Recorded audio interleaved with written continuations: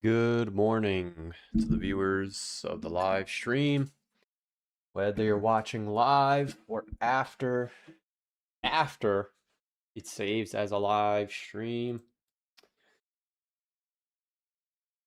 We have a lot to review, so I'm not going to bother with an intro. I think our time is coming. Semiconductors cracked 100. The bubble has appeared to have popped.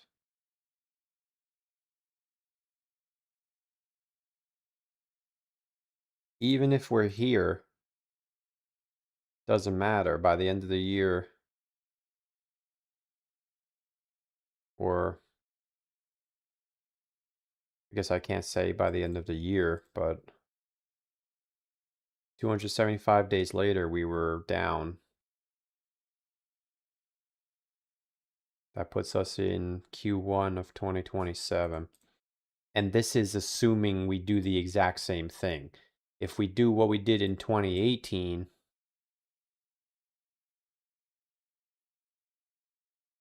we'll be down there much sooner. But I think we can also speculate that the crash isn't going to be as big either. I don't think we're going to go down 90%. As much as I fantasize about it happening, I don't think we're going down that low. But it's not impossible.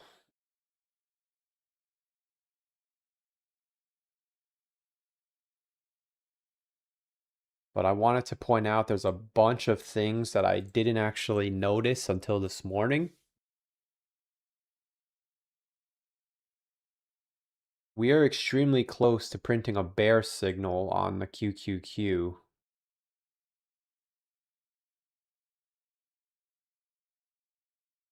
Which is very rare. Very rare. I mean, you could just see in the last 10 years, we've printed 1, 2, 3, 4, 5, 6, 7, 8 of them. And only one time. Oh, I missed one here. 9 of them. And only one time it was a trap. So I think personally, which I mean, you could technically say this was a trap, but I'm not going to because it printed after we had the ginorm. Like, you had a once in a lifetime crash here. So I'm not going to say it was a false print.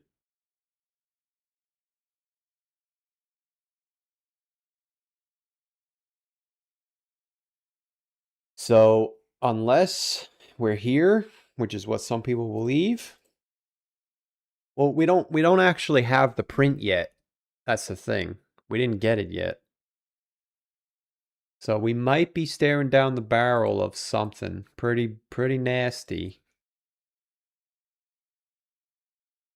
for the QQQ. I do want to listen to music, but I got copyrighted. It's not a copyright strike, but I just can't earn ad revenue.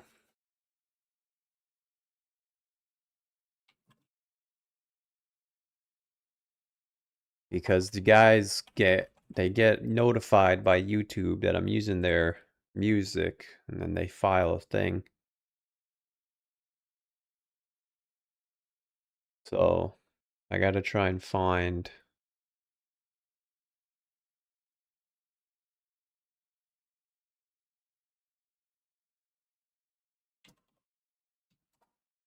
I'm gonna try and find, like, here we go. Let's see if this guy copyrights. He might, but I think they use AI to make their music.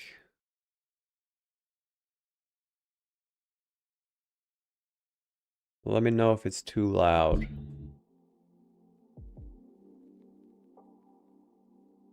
You gotta let me know if it's too loud, because I have my own settings for my headphones.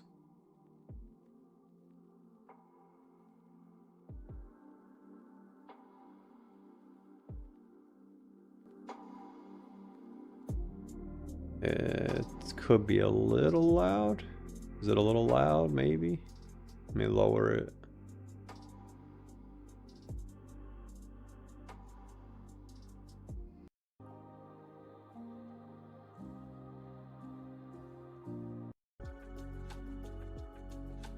Yeah, I might get... No, it doesn't even matter. It doesn't even matter. Alright. How you guys doing today?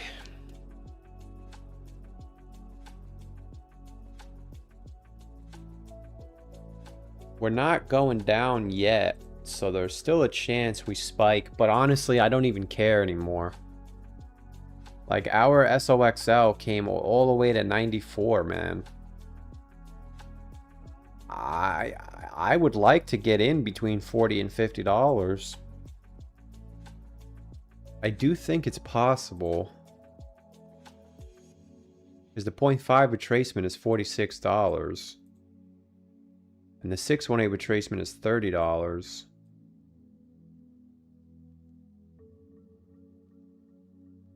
It's definitely doable.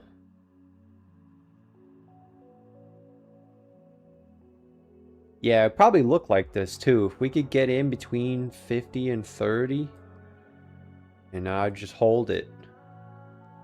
Even if I have to hold it the whole year, it's not gonna matter. Like, I'm looking at least a 7 to 8x return over the course of 3 years.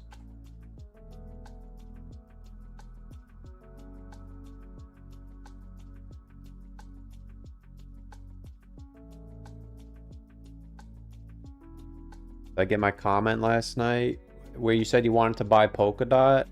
I don't think it's safe to buy anything right now. I think we're getting ready to go down.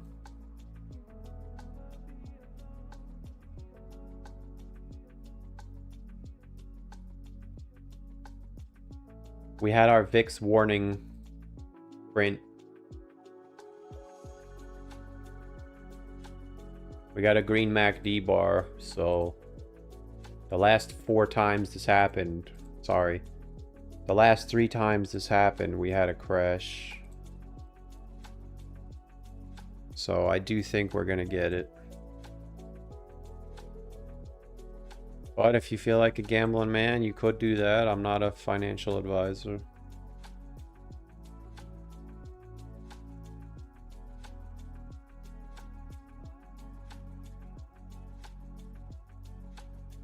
I mean, I'm not going to downplay what maybe it reverses by the end of the day, so I'm not going to make any bold claims yet.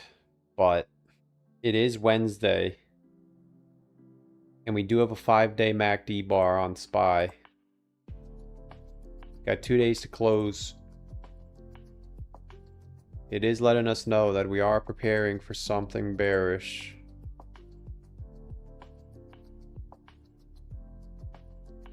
There's nothing new for Bitcoin. It's all stock market indicators.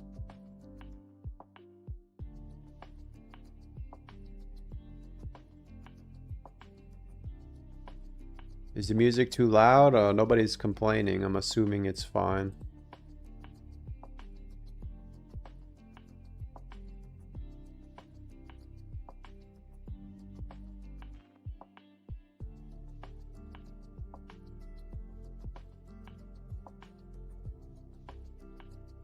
You bought 1,300 coins for 1,000. Good luck, man. Good luck.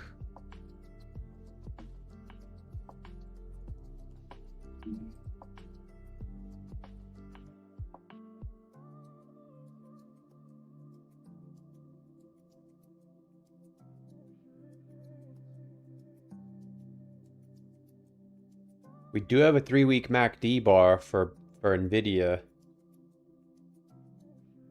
That wasn't there, I don't think. That's new. Yeah, this is definitely new.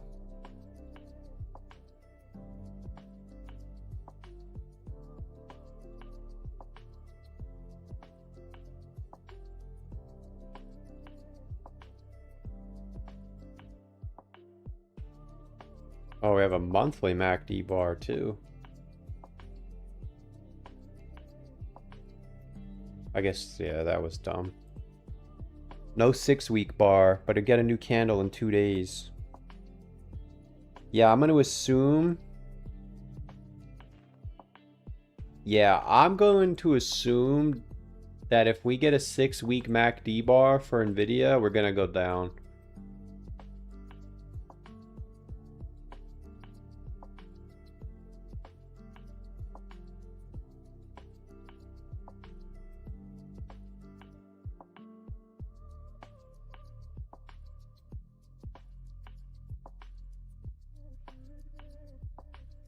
Still no 2-week MACD for SPY.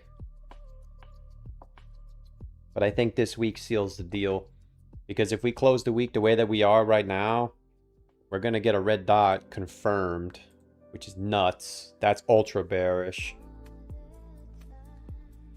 But again, maybe there's a scam pump out of the FOMC. I don't know. I have to be open to all possibilities here. But I can't look at something that didn't happen yet. So I'm looking at what we have. This is what's interesting to me is the super guppy on the 8-hour time frame did break. We're not green anymore. So the last 2 times that did mean the top was in already. Doesn't mean it has to happen again.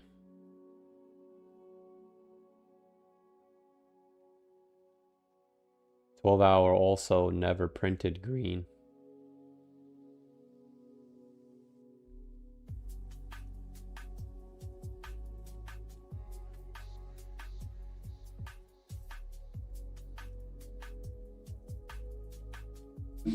We are getting a blue arrow on the 12-hour.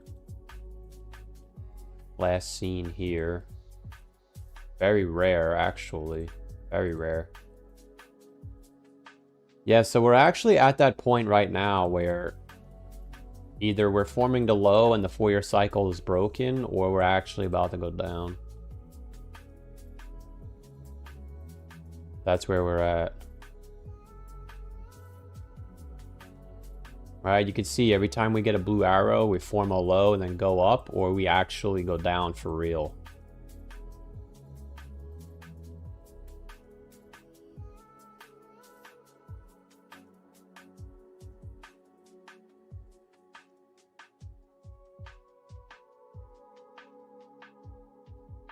I noticed this as well this morning. How Bitcoin likes to hug this EMA. Which I'm not the biggest EMA guy anymore because of the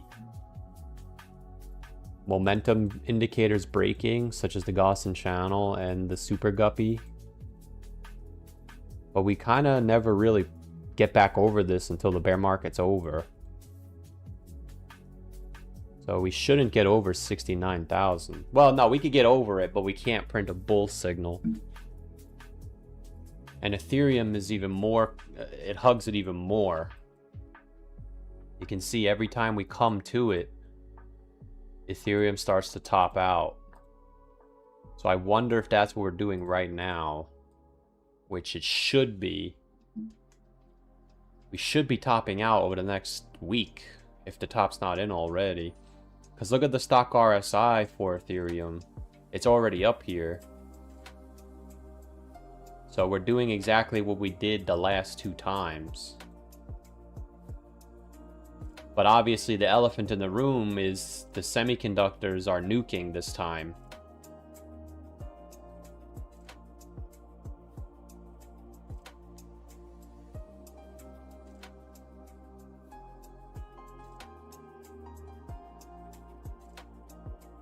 And I don't know if you guys saw Chill Guy, but Chill Guy is melting. It's doing exactly what we were looking for. If this ends up playing out for the first time, I think maybe ever, we got exactly what we asked for. I guess technically not exactly because we didn't get over 67,000, but I'll take it, right? It was close enough. The fact that Chill Guy did get that spike and now it's melting, that's exactly what happened at the top both times. And it's not just Chill Guy, like a lot of coins are doing that.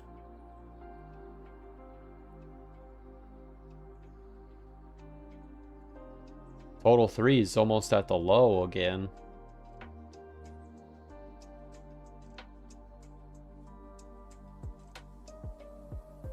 So I ask myself,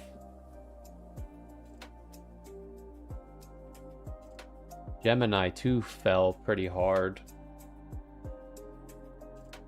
MSTR's cutout says we should go down starting the middle of August. Could be August now. Doesn't have to be the middle of August. And I think the biggest point that I made in the video this morning is if we think the bottom is somewhere here, this is why I get excited once we go back into the 50s. The last 3 times we've gone down, it's been by 30%. And the fact that it takes such little time to do that. We went down 30% in 23 days. We went down 37%. Oh, whoops. In 21 days. And this one, we went down 28% in 23 days. If we think the bottom's at the end of October, from today, we still have 83 days. So technically, if we do nothing in August, but at the very end, just come back down to the low at 58%. Sorry, 58,000. Now we have 60 days to fall to 40K, which is 30%. Where we did it 3 times already. 23 days, 30%, 21 days, 37%, and 23 days, 28%. So technically, if you wanted to get more accurate, I guess you would measure from the breakdown of the low. This one was 8 days, 21%. This one was 8 days, 27%. This one was 10 days, 20%. So if we fall 20%, that puts us at 46K, and we only need 8 days to do it.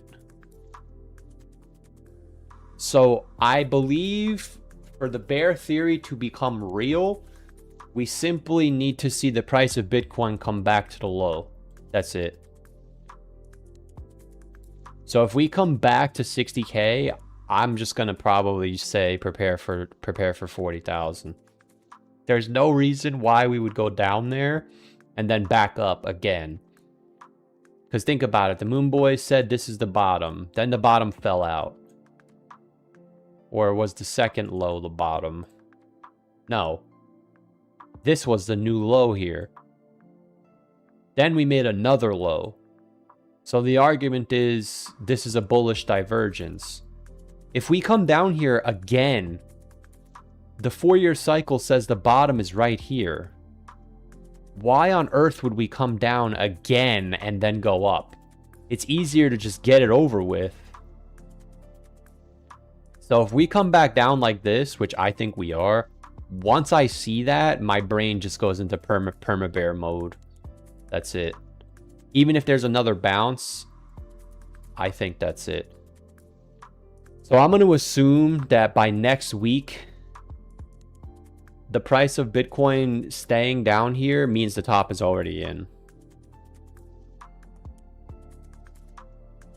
Because I have to respect the possibility that there's another rally left, but I don't have to say it has to happen because we already got it. I would say this would be your bullish scenario here, where we're putting the low in today, just like in April for the FOMC, and then we go up to 70K, and then we crash in September. This is also possible. This would be my bullish scenario, and the bottom is in October, around 40,000. I do have to be open to this, because we never hit the realized price, which is what's making me nervous to say, oh, it's time to go down. If we did do this, it would line up with history. We break the realized price, everybody gets excited, and then we go down.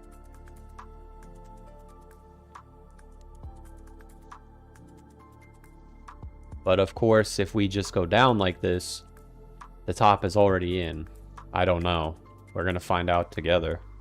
But I would even argue a week from today, if we're still here, I also would probably argue the top is in. Because we're not out of time, but we're kind of in that kill zone where if we're bullish, we kind of should be forming the top in the next 10 days. Because once we cross into April 10th or August 10th, it turns bearish.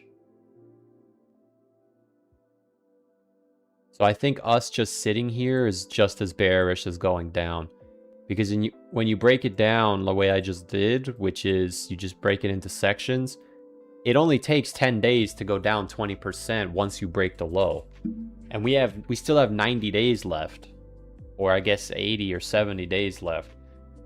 So it only takes 3 days to go from 64 down to 60. If we get that, that's all I need to see. I can already tell you before it happens. Now, when we get down there, people will say, oh, look, it's an inverse head and shoulders. First, it was a higher low, then it was a lower low, then it was a bullish divergence, and now it's a head and shoulders. That's scrambling, bearish.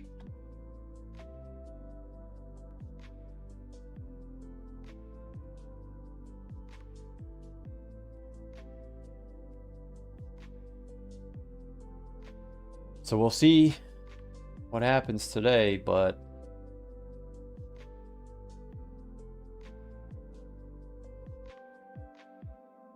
I think the damage is starting to... The damage might be getting to where it's not reversible.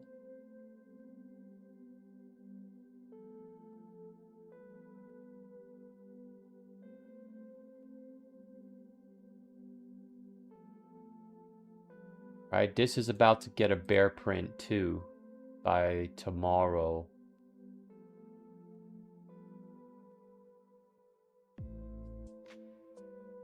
Which is very rare. It's not as rare as the QQQ, but it's still rare. We were bearish in August of 2024. This one was bullish for sure. This one marked a bear market crash. This actually marked the top for a lot of shitcoins. So it's like, even if you want to argue we're right here, it's still ultra bearish. You would have to say, oh, we're in May of 2021. But the problem is, if you put Bitcoin on the chart, every time this prints bear, here, you still sat here from July until October. Took 3 more months. Which 3 more months is October again. So obviously if we're still at 60K in October, then the bottom was in. But I have a feeling that's not how it's going to play out. This bear signal is pretty bearish. It's not perfect like it is on the QQQ. Well, it's not perfect on the QQQ either, but... Maybe the 4-day is better. Yeah, 4-day is better. There's only one false print.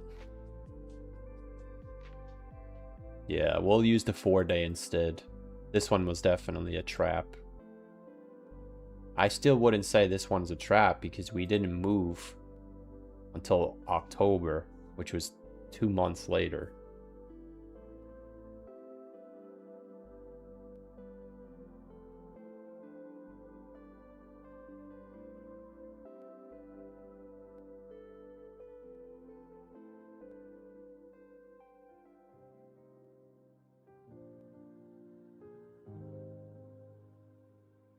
SOXL is rugging. Yeah. I think we're going to be right. I really do. And if we're right, it's going to be a very, very, very life-changing opportunity. But it has to play out and we have to execute it. We keep drawing up these life-changing schemes and they usually play out, but then we fumble on the execution. That's something that we got to consider. We might be the ones fucking it up, you know? So just because SOXL comes down here doesn't mean we're going to execute the right way. We might be too scared to get in. Or maybe we miss it because we're waiting for lower prices. I don't know. But I think a real estimate based on what's going on, I have to imagine 47 is on the table. I mean, that's not that far. That's only 50% from here. And we already established that when Bitcoin capitulates down to the low, this stock falls by 50% or more. This one was 70%. This is where it gets a little tricky. But it was still 27%.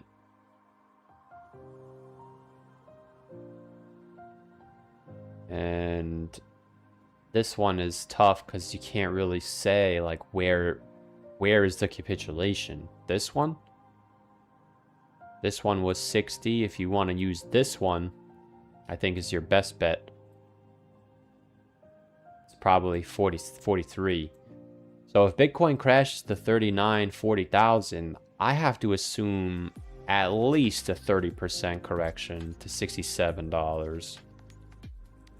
So maybe 30 to 47 is too cheap. But I can't pretend to know. I don't know. Because if you look at it the way you're supposed to look at it, we went on a monster run here. I mean, this is a whole composite. It's not just a stock. This thing did almost a 4x in not even a year and a half. So a sharp crash down 40% is not a stretch. Especially if there's a fib there. There might be. Oh shit, there is. Yeah.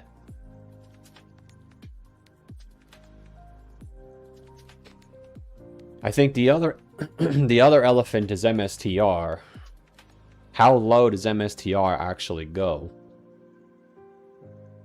I think if there's a world where MSTR and SOXL are both $50, that's like your last chance to... That's like your last easy money. Not financial advice. Obviously, it's not easy, but... Like, a stock that was $500 2 years ago and a stock that was $300 2 months ago, if they're both at $50, I'm not telling you to do anything. I'm not saying I'm going to do anything, but I feel like it's got to be some type of opportunity. And Ethereum is doing what we wanted it to as well. Look, it's getting stuck. We've had this drawn for a long time now, where ETH kind of gets stuck. ETH, yeah, look, ETH does get stuck. It gets stuck at the top. So I'm going to respect that I don't know. I'm not going to pretend to be a know-it-all. But I'm going to assume that by the end of next week, if Ethereum is still here, that's it. Because you're supposed to be going up now. You're max bullish right now. So if we don't see something soon, I have to assume that's it. Because when the stock RSI reverses bearish, look at the size of the moves down. They're massive. They're massive. I mean, this one was 38%. If we fall by 38% from the peak, that's going to be 1100. I mean, dude, if we go any lower than that, you're going all the way back to the 2022 low. I don't think ETH's going back up if we go back down there. Yeah, I'm going to say something here. I now like to respect the fact that I don't know. In the past, I used to pretend to know it all, even if I didn't know something. I'm not going to tell you I know why ETH didn't go up last time. But if we take Mr. Cowan's idea and we argue that they were raising interest rates here, so Ethereum was shit. If Ethereum comes back here again, why would we expect it to go up again if they're going to have rates again going up?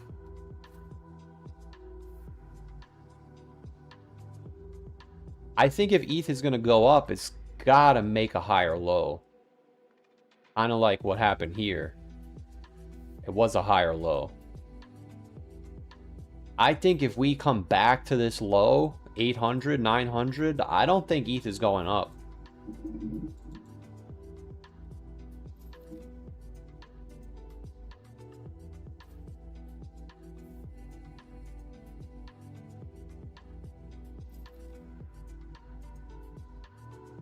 Right? Wouldn't this...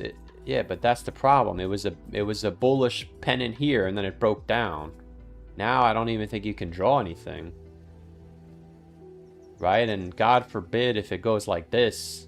If ETH BTC comes back down, where ETH is done, I think. In order for ETH to not go to zero, I think it's got to make a higher low.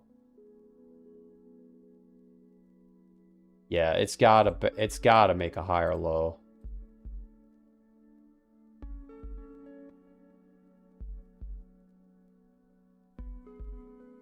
But I'm not even gonna bother with altcoins.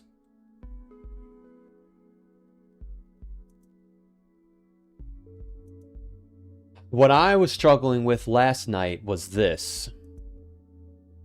How is the S&P supposed to get down to the 200-week moving average? That's my problem. It's so far away. I have to be open to two scenarios. Either it's not going to get down there, or it's going to get down there later, like 2015, where Bitcoin bottomed here and the S&P bottomed later. That is a possibility because of where we are, where Bitcoin spends 200 days below the realized price. Maybe Bitcoin bottoms on the first bump, then we get a bounce, and then it bottoms here, and then the bull market starts for both of them. That's a possibility. I hope that doesn't happen. I hope it's like 2018, where we kind of just skedaddle down and then we bounce, and then Bitcoin's bull market starts here. I'll admit, I've been doom scrolling on Instagram, and I'm seeing a lot of know-it-alls, which is freaking Instagram. It's supposed to be girls in bikinis, but now I'm getting shilled stock market stuff, and the people in the comments are saying, oh, it's just a dip, it's fine, like the SPY's holding up. The reason, in my opinion, not to be a know-it-all, but Apple's the only thing holding it up right now. When Apple goes like this, SPY is going to go straight down.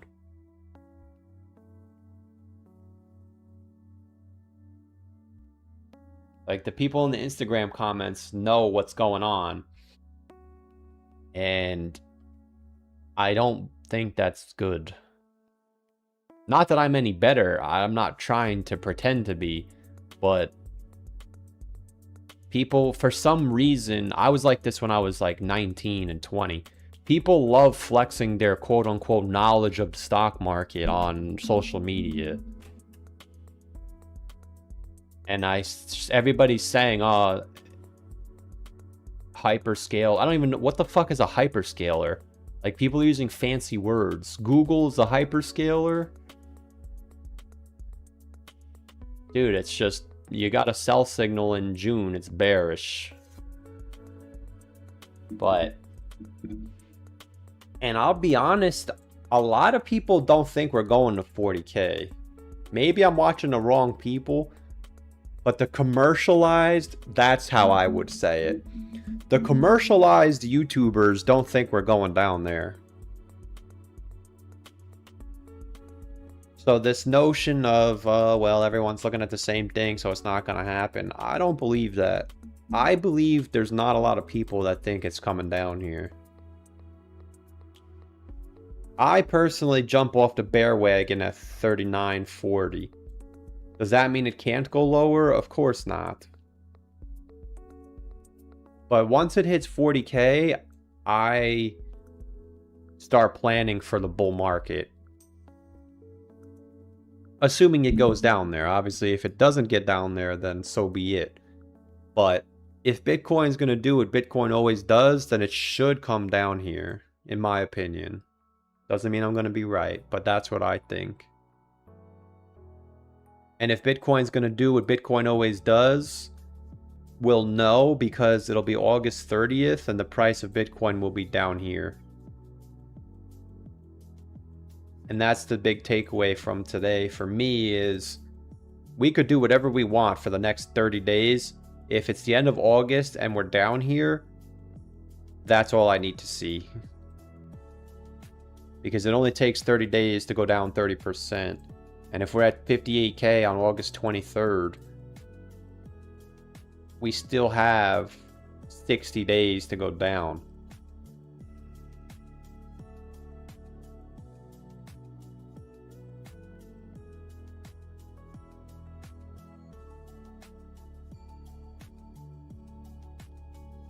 Local Liquid. Yo, Local Liquid, I saw you got a dresser or something for like 20 bucks. That was pretty nice, man, for $20. And you said you were going to sell it for 200. I'm like, oh, I'm not buying that for 200. That was pretty nice if you only got it for $20.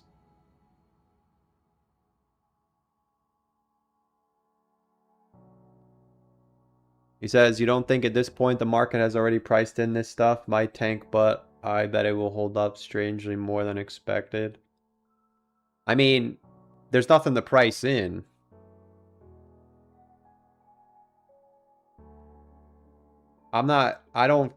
This is where we disagree. A lot of people like the news and they say the news is the driving factor. I can't say anything because it's one of those things where you believe in Jesus or you don't. You can't convince the other side. So I think it's easier to just say, I don't follow the news, so I don't think there's anything to price in. The reason why I think that is because when the war was announced, Bitcoin was already down here. Just like in 2022, when Russia invaded Ukraine, we were already down here. Or maybe it was this one, sorry. And then when it was time to go down, and I'm not saying that as in I called it, because I didn't. I was one of the moon boys in 2022. But the quote-unquote news, the catalyst, whatever you want to call it, it comes in right on time. So I believe we're going to 40,000 because that's what the chart tells me. That doesn't mean I'm going to be right. That doesn't mean I'm a good chart reader. That's just what I'm reading. So what I would say is whatever you're referring to be quote-unquote priced in hasn't happened yet. It's going to be something that we haven't heard of yet that makes it go down. And that's when people say it's only down here because of X, Y, and Z. But in reality, if you look at what has always happened, there's always, we're only down here because of X, Y, and Z. People are saying this only happened because of FTX. This only happened because of Bitcoin Cash. This only happened because of Bitfinex. Coincidentally, they all happen at the same time. And I have confidence in that, and that doesn't mean I'm going to be right. But when we were down here, we said something is going to happen up here that's so bullish that it's going to be impossible to be bearish. And we said that back here. We said we don't know what it is, but when it comes, that's time. That means it's time to get out.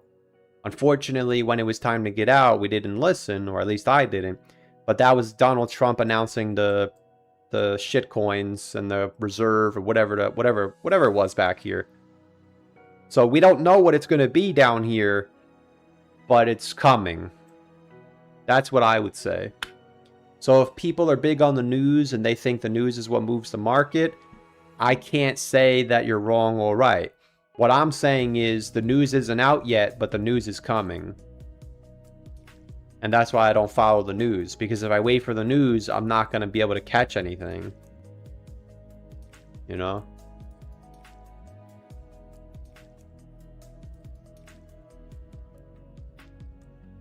You reminded me there's a huge upward channel on BTC Apple.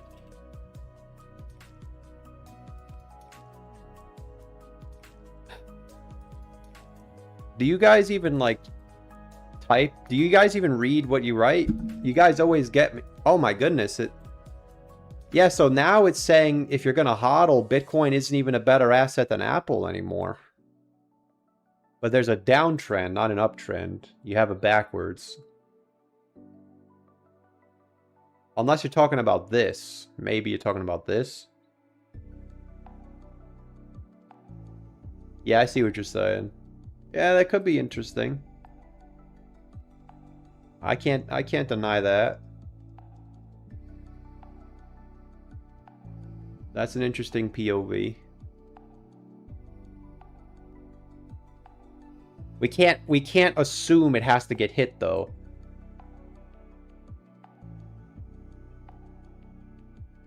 Yeah, we can't assume it has to get hit. Because you'd have to respect it on both sides, and the fact that the uptrend or the resistance didn't get hit, you know, we got to respect the possibility that the downside doesn't get hit either. But I see what you're saying, yeah.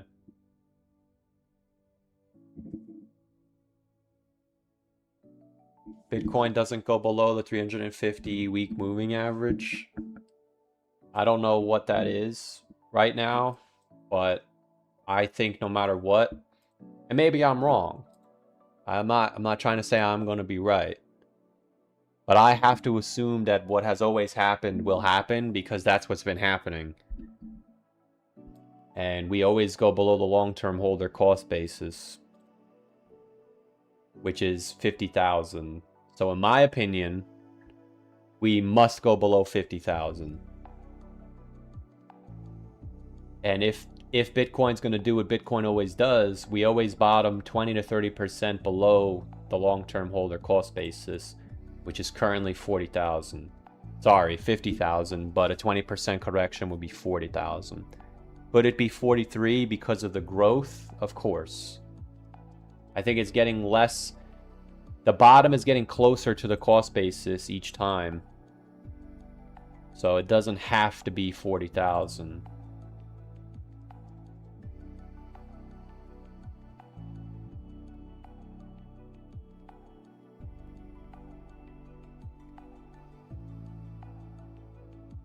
We got Mr. Brykaz in the chat. Welcome. I'm assuming the music is fine because nobody complained about it. And I think this is a key point to reiterate as well, that the diminished returns is very real. And if we take the same projection from 2022 and we apply the rate of change from 2017 to 2022, that gets us to 40,000.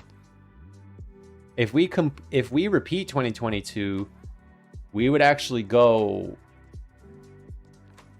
deep. Like deep in the shadow realm. 77%. So 40,000 is actually conservative, in my opinion. If you're just using numbers, no opinions, no news, nothing. If you're just using numbers. And the reality is, the reason why I think that is because people used just numbers to get out here. And I think the fact that we're down here means that Bitcoin is going to respect what it always does. And that's why, to tie up the soliloquy, because I want to start looking at some stuff. All I have to see, in my opinion, to be convinced we're going to 40K is to see the price come back down. There's no reason why it should come back down again. Especially if it makes another low. If it makes another low, forget it. But I don't think this is going to happen. I mean, by all means, I'm not going to stand in the way of it. But I actually think we're going to come down in October, and then we're going to bounce again. Or August, sorry. And then go down in September. Now, I also have to prepare for the mega bear scenario, which I'm not going to do because it doesn't matter to me. But the mega bear scenario is we actually go down in August. Then we got to start being open to the possibility that the bottom very well may be like deep. This is like the mega bear scenario. Because you'll notice that in both prior bear markets, the bottom wasn't actually on the capitulation. It was slightly after. So in November, we went straight down, but the bottom was actually a few days later, around 10 days later. And in 2018, it was the same way. The actual capitulation was in November.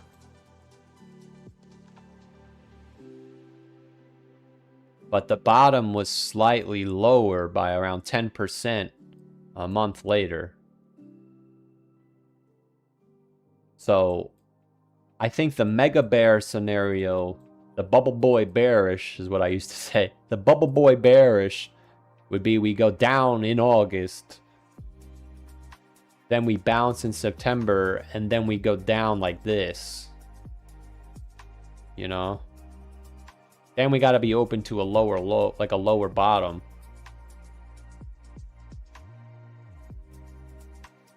But it's all speculation. The moment it becomes not speculation for me is when the price comes back down here. There's no reason why it should come down here if we're going to go up. Zero.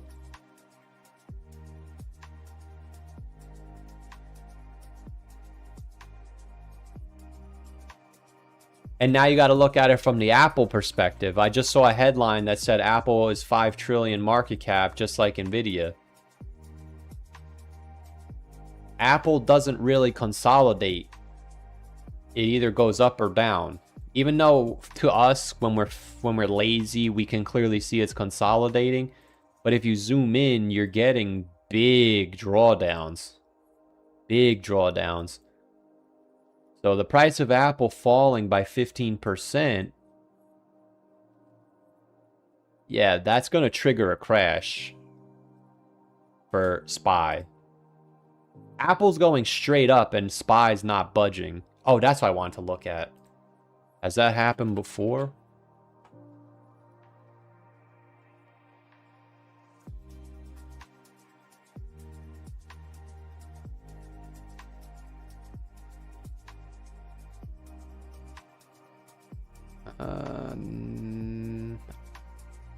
I don't know, actually. Has it?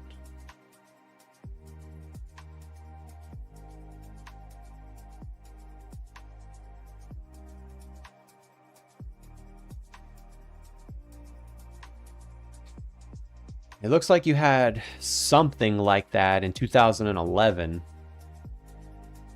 But even then, Apple pulled back and SPY crashed. Yeah, I don't think so.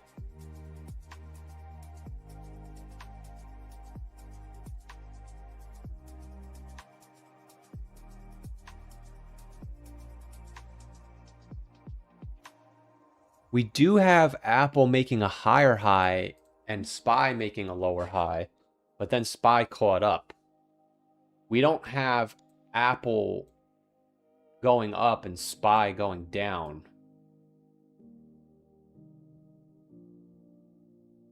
Right? It's always Apple up, SPY up, or Apple up, SPY sideways.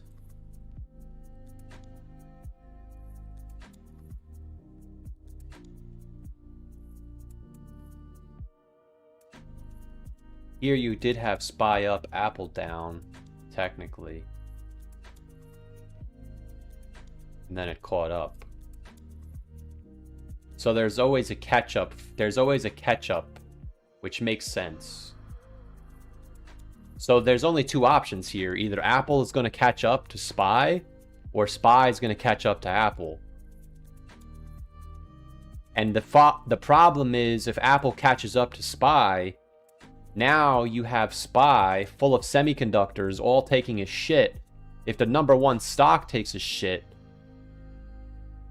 what about Microsoft and Google? What is going on with those? Microsoft's actually not really moving.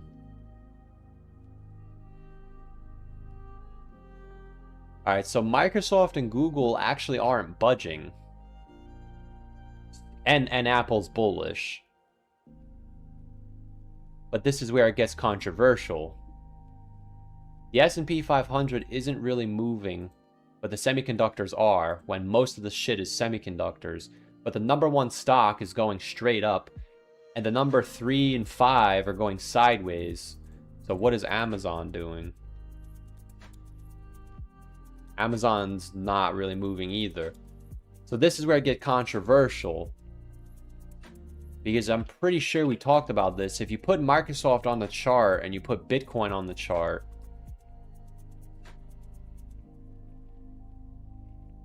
Microsoft has been bottoming with Bitcoin.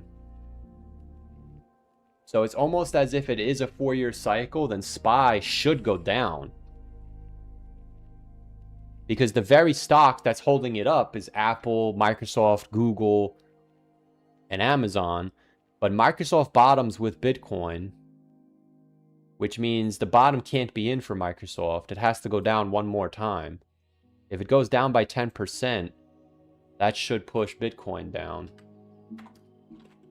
Can we say the same thing for Apple? Does Apple bottom with Bitcoin? In 2018, it did. In 2022, it actually bottomed slightly after Bitcoin. And in 2018, or whatever year this is, they did not bottom together. So I would have to argue here that the S&P isn't actually gonna go down until Apple goes down. Like, not down as in down, because there's people on YouTube saying SPY is crashing right now. It's not moving. We're talking about this. When it goes back to 650. I don't see that happening unless Apple tops out.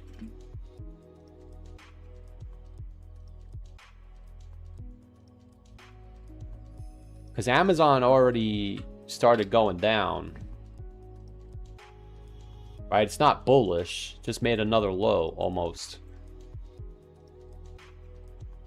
Obviously, you're going to need Amazon to go down too, but it's already going down. The only stock that's not going down is Apple. It's going up. Which is why this isn't moving.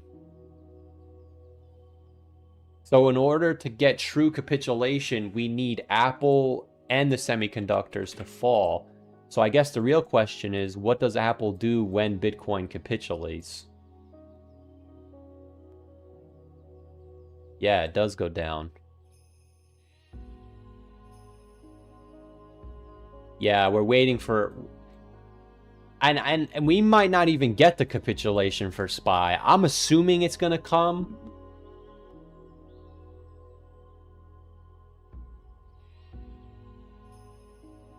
And I have to be open to it not coming, which is what 2015 was.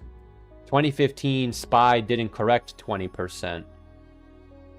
So in the back of my head, I'm being open to the possibility that it doesn't happen. Even though I hate to say that, not as a YouTuber, but I hate to say it to myself because I really want to be a stock guy. I really, really, really want to be a stock guy. But if SPY doesn't get this correction, I can't be a stock guy. Because of stuff like 2015. Where it might do something like this, where it just does nothing. And then we go up. But in 2018, we had a 20% correction. And in 2022, we had a 20% correction. So I have to be open to the possibility that we're going to get a 20% drawdown, which is pretty close to this.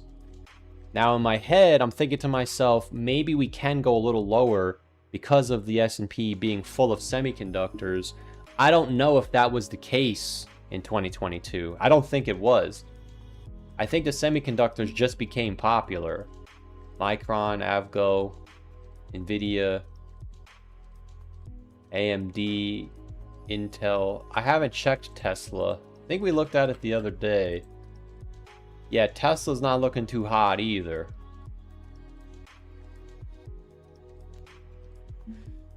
So I'm starting to be open to the S&P not coming back to the 200-week moving average. Historically, it always has. Even in 2015, it took a little longer, but you did. Which is not good for me. If we get 2015, that's not good for me. Because by the time SPY bottomed, Bitcoin already went up. I need 2018 or 2022 where SPY gets an 18% drawdown. But it's not going to come unless Bitcoin goes down, which Bitcoin is projected to go down in August, in my opinion, August and September. But then I ask myself, is it likely that SPY goes all the way down here by November? I don't really think so. This doesn't really look likely to me. You know, it would literally have to look exactly like this. We'd have to start going down now, next week. So I guess unless we go down this week and next week, I have to start being open to it not coming down here. Because Apple doesn't really look like it wants to go straight down. It's still going up.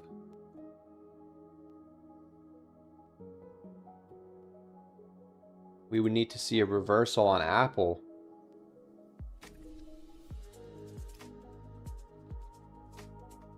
Yeah, this is...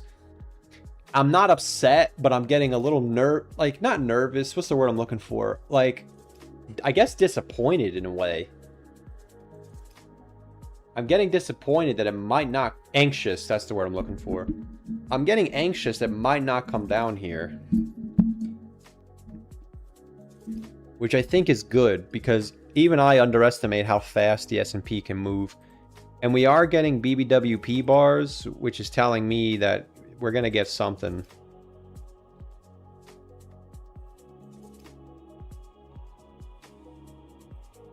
We're going to get something.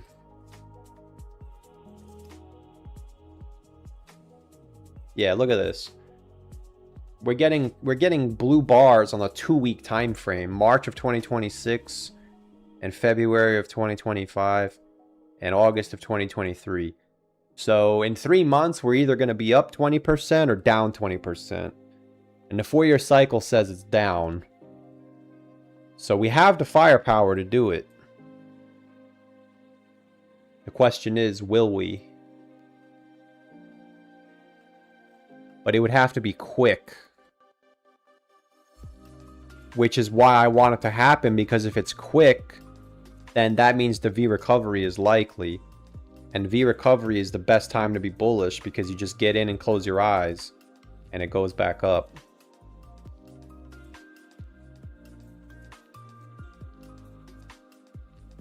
So we're in a very interesting time right now, for sure.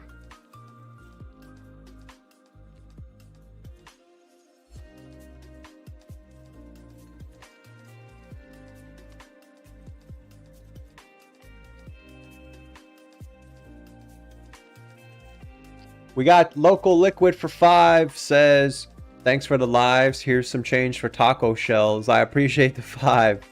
It helps out a lot. Yeah, man, for some reason, the protein powder I get is $100 a barrel.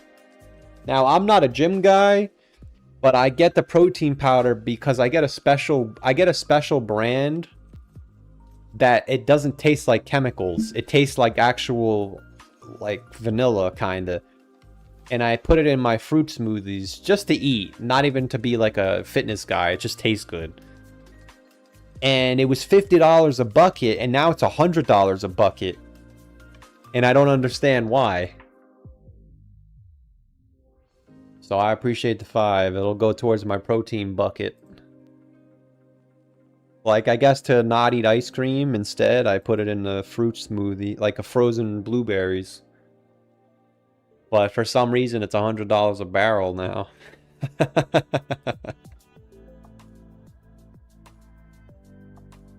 But I appreciate the 5. I think we dump to 60K to get the bears to double down, and then we get the shorts liquidated. Yeah, I think if we go back down again, it's over. We're too close to the bear market low to go down again.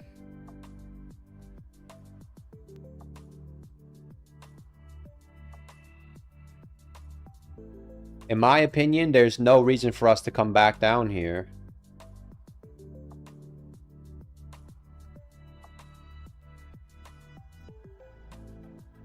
Man, I'm not gonna lie to you guys. I think once we crack the 80s, I'm gonna start getting excited.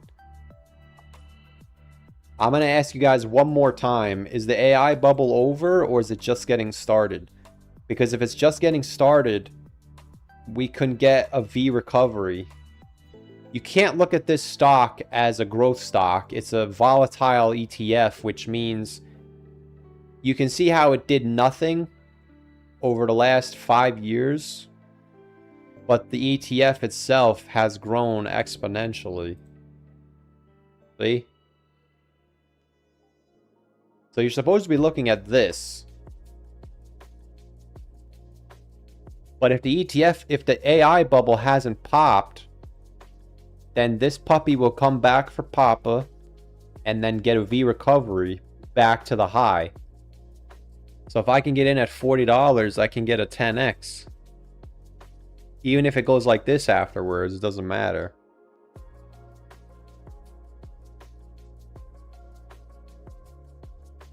Look at every cycle drawdown since the peak. Each one doesn't go as low as the one before. Yeah, we already went over this. I don't know if you clicked on the stream or not, but if we take the diminished returns and plug it into 2027, it gives us 40,000. The number 40,000 comes up more than once. If we take 2022 and it repeats, I actually think we get something nasty. But I don't see that happening. Yeah, we're not... There's no way we're going to... No, there's no way we're going to 28K. By definition, from a dictionary, technically it's not impossible because it did happen before. But I don't see it happening. But by definition, it is possible because 2014 and 2018 were almost the same size. 86 and 84. So if this one was 77, technically it could be 74. But I think that's too low. But that's what this is. I took the numbers and I plugged them in. If you draw down 71% from 125K, it's 35,000, which is, that's possible. 40,000 is conservative at 68%. You can't just pick numbers out of a hat and say, oh, well, I think it's going to fall by 58%. That, you know, you got to have some kind of data to back it up. And if we assume it's going to be 7% again, then that would be 70%, which is 36K. Which is why if we assume it's going to be 11% less, which is the biggest jump in history, we went from 2% to 7%. If we jump to, even if we jump to 10% at 67, it's still 40,000. If we jump to 12%, it's 43,000. But I can't just randomly say, oh, well, I think it's going to be shallow because of whatever. There's no evidence to support that. Everything I go over is backed by evidence. Doesn't mean I'm going to be right. That's just what it is. But the people on YouTube are saying, well, we have to bottom here because of institutions. I don't even know what that means. Because we have a chart that literally says when institutions don't do anything and the price just, or the holders don't actually do anything.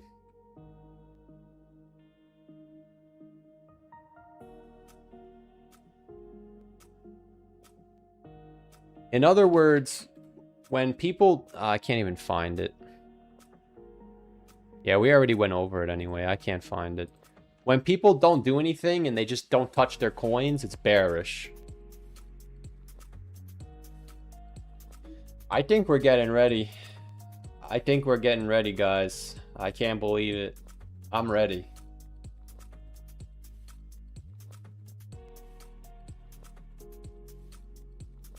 The question is, did the AI bubble pop? I don't think it did.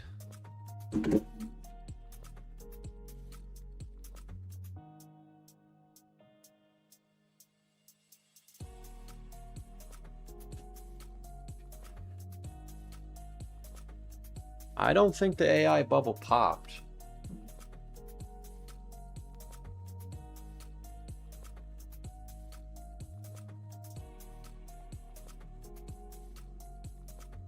Wyckoff and Elliott showing a pullback to around 60K before the rocket ship to 80K. Could be, man. Could be. You know, like I said, at this point of the market cycle, everyone has made up their minds. So I'm not here to convince, I'm just here to present. And I will say that if we're going to be bearish, August does have to be bearish. I don't see how Bitcoin can go up like this and then down. That doesn't make any sense. I mean, no, that doesn't make any sense. If the bottom is going to be higher where people think it is, then this does make sense. Well, technically, this move itself is bearish, because look at where we are. It would be September. So I guess technically you could do this, but it's very unlikely. I mean, to go down, I guess it's not impossible. You know? Like, in the past, I used to just look at something and say, it doesn't make any sense. But now that I'm actually, like, I try and analyze it, like, without being lazy. Technically, if we went to 71K in August and then we went down like this, it is possible. Because there's no law that says the bottom has to be a year later. Like, some people might be saying the bottom has to be October 7th. Maybe it is. The top here was November 10th. Or... the top here was November... Oh, it was November 10th. But the bottom was a little later.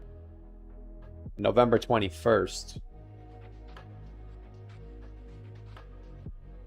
So the bottom doesn't have to be October 6th.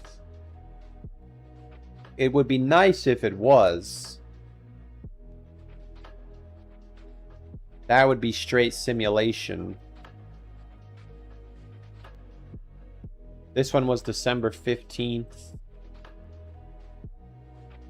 And this one was December 17th. So it should be in October.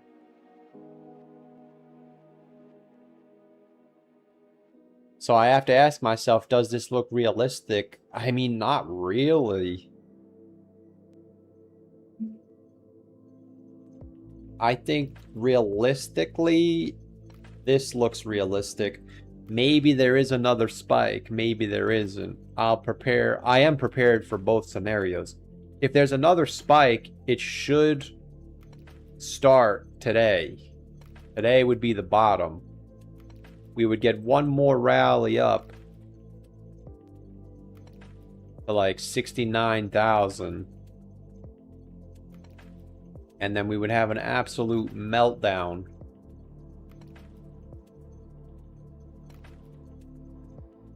This way we can go sideways in September and then crash into October. So in my opinion, if we're going to go down to where I think we're going down, we must go down in August. By the end of August, we have to be down here.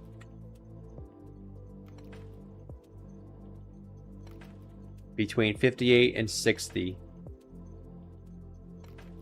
If it's August 30th and we're still up here, I don't see this. I don't see it happening. Can we go like this? Of course. But I have to argue by the end of the month, we have to be down here. No excuses. There's no more time left. There's time left to go up and then down, but if we're still at 70K on August 30th, I don't see it. I don't see how we're going to go down. So we kind of got to go down in August. That's what I think.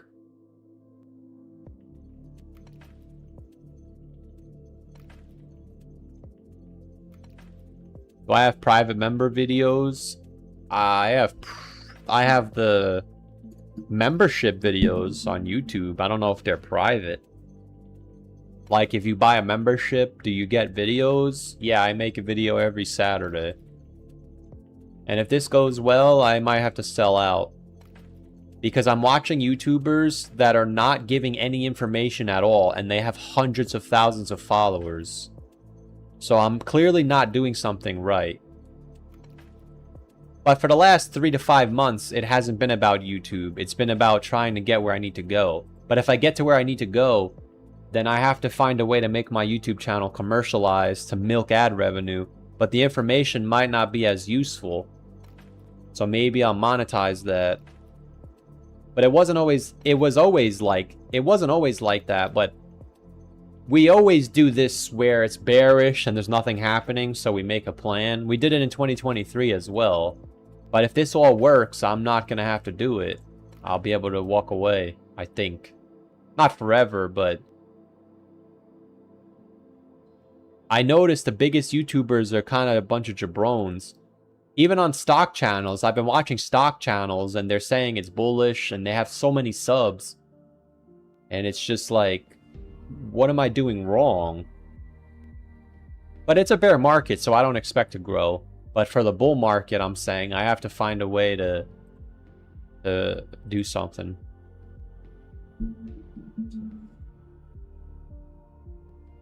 If the bottom is in Q1 of 2027...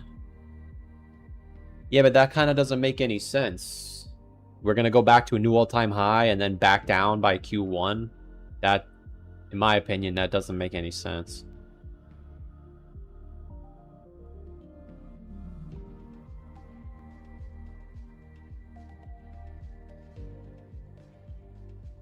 Psycho Pearl's in the chat, man. Welcome. How you doing, man? It's been a while. Dogecoin seems no hope. Yeah, Doge is going to break the low. I think Doge is going to break the low from 2022. I think Doge is done. I'm not even going to cover Doge. I don't know if I'm never going to cover Doge, but I don't see how Bitcoin can go to 40K and Doge doesn't go down. There's just no way. 40K is 30% away. I think Doge breaks the 2022 low.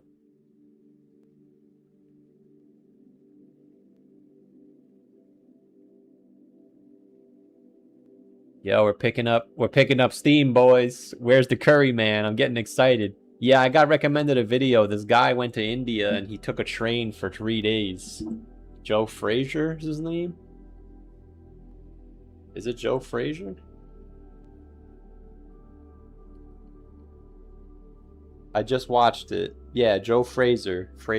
I don't know. Oh, it's Joe Frazier. Sorry. Who's Frazier? Boxer?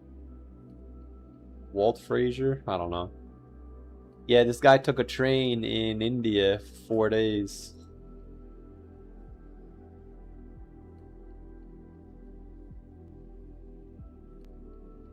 Wait, where's the curry, man? We're about to crack 90 on SOXL, baby. Oh, baby.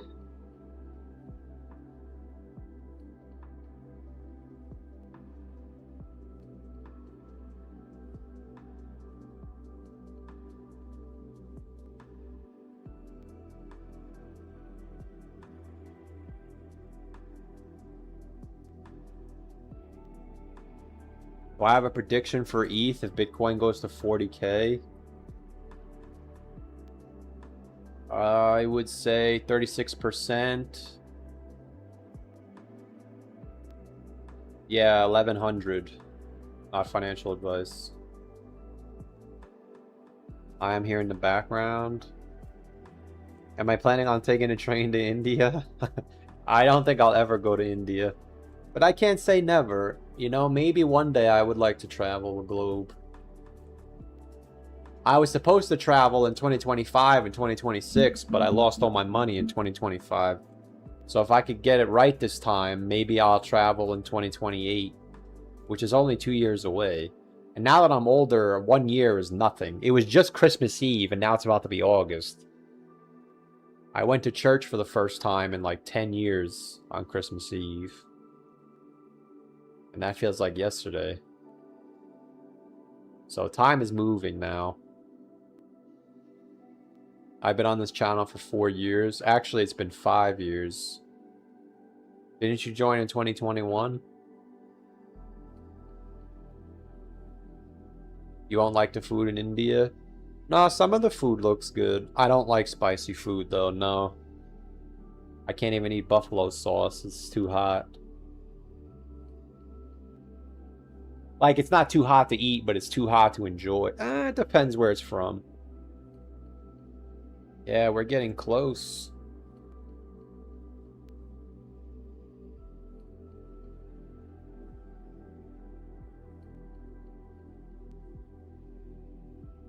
We're getting close.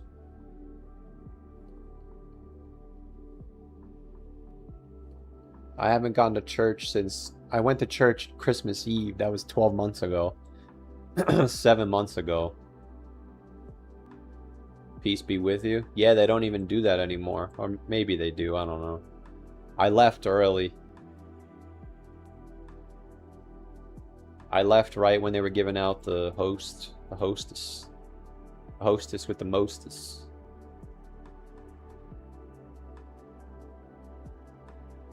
Yeah, man, this could be it.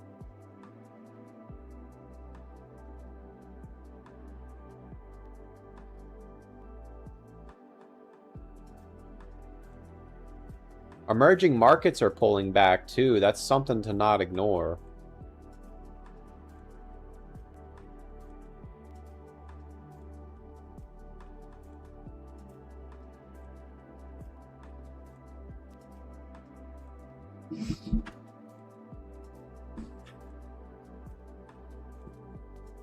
Mina Gratitude says, became a member. Your views confluence with my TA perfectly. I appreciate the sub. Welcome to BTC Whale. Or I don't know which one you became. Normally there's a notification for it, but there isn't. But I appreciate the sub. Thank you very much. Yeah, I don't know what my plan is for the bull market. I'm gonna make it for the... I gotta try and make it through the next 2 months.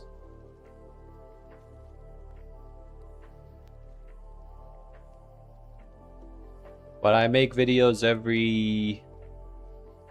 like Friday, Saturday, Sunday. One or the other.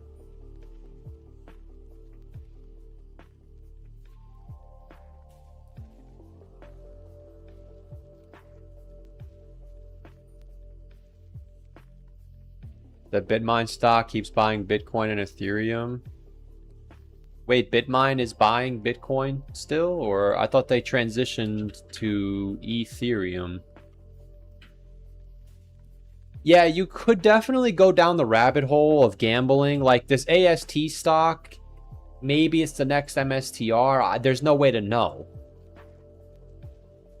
I have all of these stocks on a watch list. BMNR. I even have Chris's... Oh, we're going to get Chris's stock right, too. Yeah, I don't know if Chris is going to sell his coin, man. Chris got to get out of this soon. We're almost at the deadline. But AST could be the next whatever. Someone in my chat said that Z is a scam now. It's going to 0. I don't know if that's true. You're going to have to verify. But I'm not going to gamble on this. I'm going to stick to my plan. If my plan actually works, which, by the way, monster bearish divergence on Circle. Monster bearish divergence on Circle. Yeah, how'd this slip under my nose?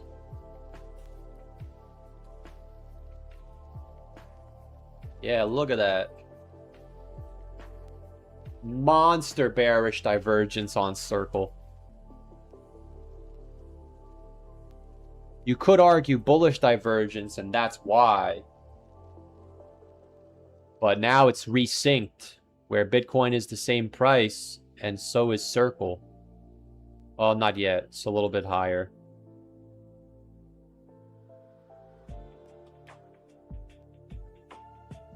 Yeah, we're almost at 90, baby.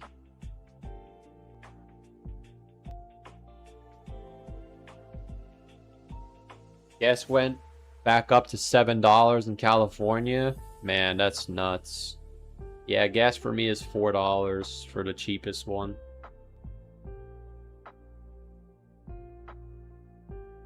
You need to start making member-only videos. I honestly don't know what the future holds. I'm always going to do YouTube, but I have an idea of what I want to do. I do know that people do like the news, and it's much easier to read off of a billboard than to actually make your own charts. I think in a dream scenario, I would make my own charts for YouTube members, and I would read the news on a public video. But I can't do that right now because for the last 3 months, we've been making our own charts because I'm going to follow them. I'm making my own charts.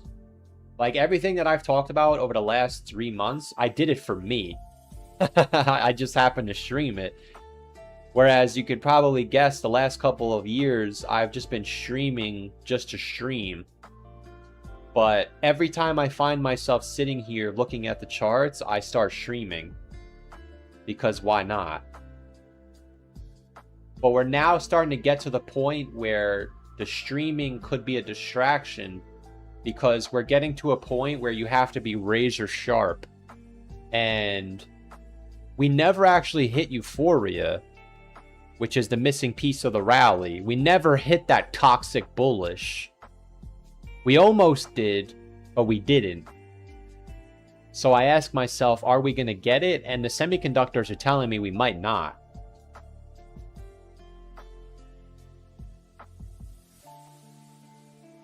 So I kept saying once we break 70, or sorry, once we break 68K, I'm going to stop streaming.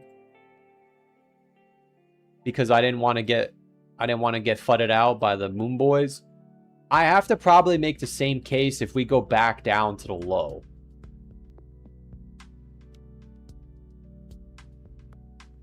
Because you have to be razor sharp. And for me, the return on investment is better if I don't stream. But if you've been following the stream for the last 2 months, then you know exactly what to look for. And I'm still going to make videos. It's just the live streaming is just going to be done. Because, like, right now, I'm supposed to be looking at certain things, and I'm not. And that's not anyone's fault. It's my own fault, because I'm just talking. But once you start talking, you just keep going and going and going. Because it is a show, too. I got to make it entertaining. I can't just sit here in silence.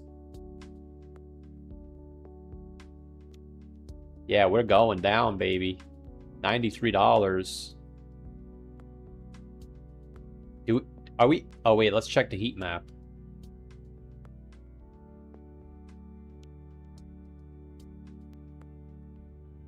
Oh, shit, we're almost down to our line already. Yeah, this thing better slow down, Charlie.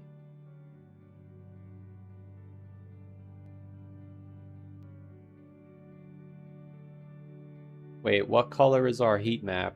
Let's go to the weekly. What do we got? Okay, we're light blue. Or, I guess we're past light blue, actually. Yeah, so we could be in here somewhere.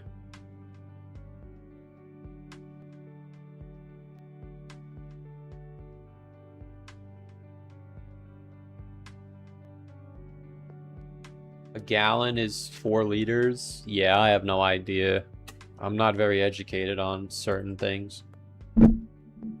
This stance I've taken on life, maybe it's kind of stupid, but I don't care. I'm not very educated on things that have no effect on me. Like, if I can't make money on it or it doesn't help me improve my life, then I don't know about it and I don't care.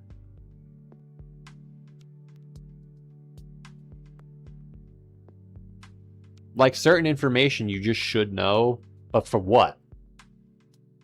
So the internet thinks you're smart? Who gives a shit?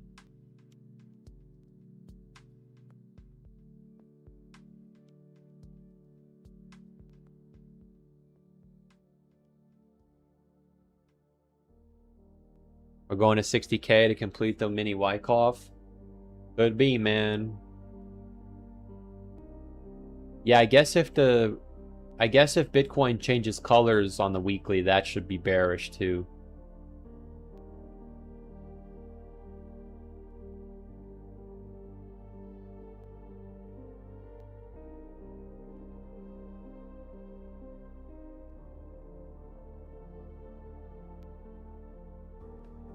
We are getting black candles on the 2-day.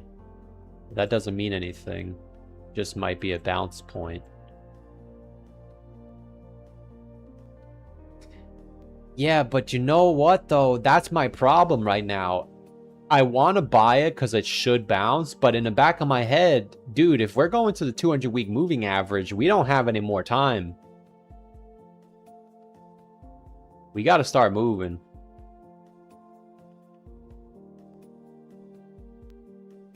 I'm going to run a poll, actually. Let me see what the chat thinks.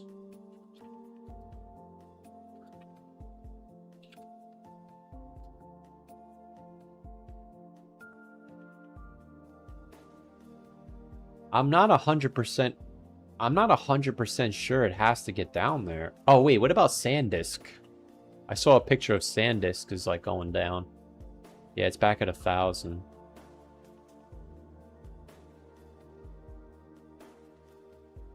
Yeah, this is a tough one. This thing did a 70x though. Do you buy SanDisk at 450 if it gets down there?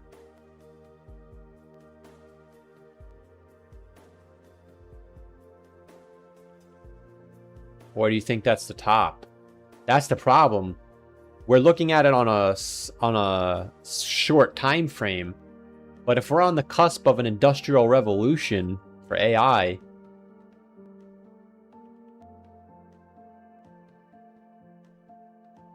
oh, what the fuck? This thing's been on a tear for like 20 years now.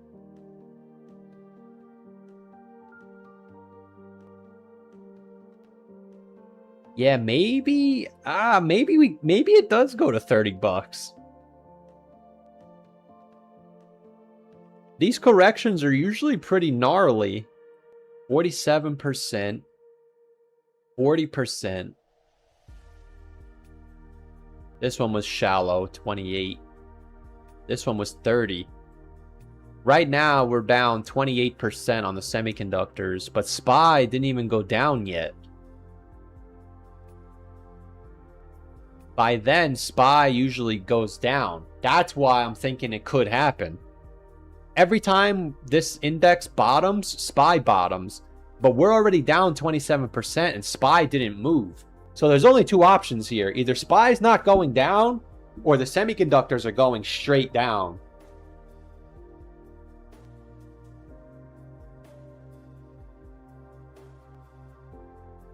Yeah, what do we think, man? Where's the 382? We already mapped it out before. It's at 84.25, which would be 40% from the bottom, from the top.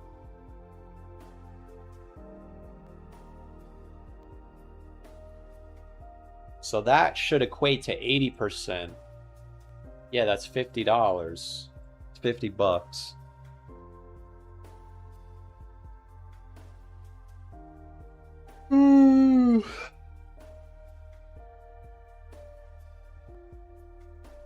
SOXL is done. No, SOXL is not a growth stock. It's a trade. You have to look at this. If you think SOXL is done, you have to say that this is done, and this has been growing every single time. That's why people are saying the semiconductors are bubbling because of AI. They haven't looked at the whole chart. And I just found this chart because of people in the chat. There's no such thing as an AI... Well, maybe AI bubble, but there's no such thing as a semiconductor bubble. There's always another narrative. But at the end of the day, it's all nonsense. It's doing the exact same thing as the S&P 500. My question is, if the AI bubble's not done, then there's one more parabolic leg up. And that's why I'm interested, because a parabolic leg up means V recovery. And if we get a V recovery after seeing a monster crash, I'm going to assume a move back to the high is likely. So I'm not obsessed with a new all-time high. I'm obsessed with a good entry, because a good entry, every market cycle has given you a 13x, a 40x, and a 10x. So even if I get a 5x, that's more than enough for me.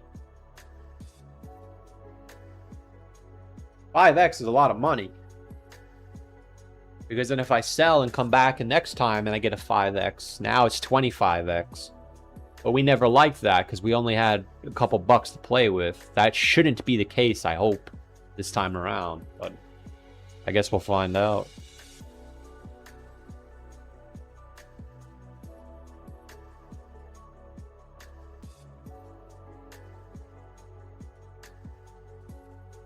TA on Baby Troll, 0.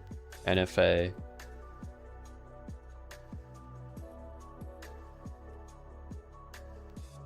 How low do I think Solana will go? Well, if everything plays out, 30% down from here should be 50 bucks. I think Solana goes between 40 and 50.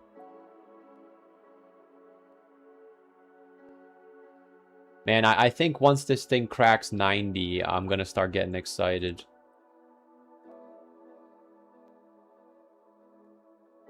Yeah, once it cracks 90, I'm going to get excited. Which will probably be a bounce point, but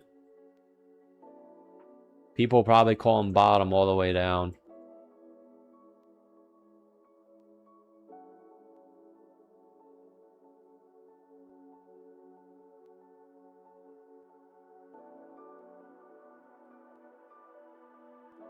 Yeah, but Vegeta, the issue with your statement is it doesn't make any sense. You're saying the ETF SOXL is based on may go up, but SOXL won't. When every single time in history, they go up and down together. That's what I'm like. Some of the things don't make any sense. If you're saying it's not going to make a new all-time high, maybe that's true, but it would have to come way down. And if it goes to $25, I'm going all in. I don't give a shit. Because every time in history the S&P makes a new high, this has gone up. So you'd have to be betting on something that hasn't happened before. Which maybe that happens, but this time around I'm trying to make my decisions based on data, not what I think is going to happen. I've done that in the past and got wrecked.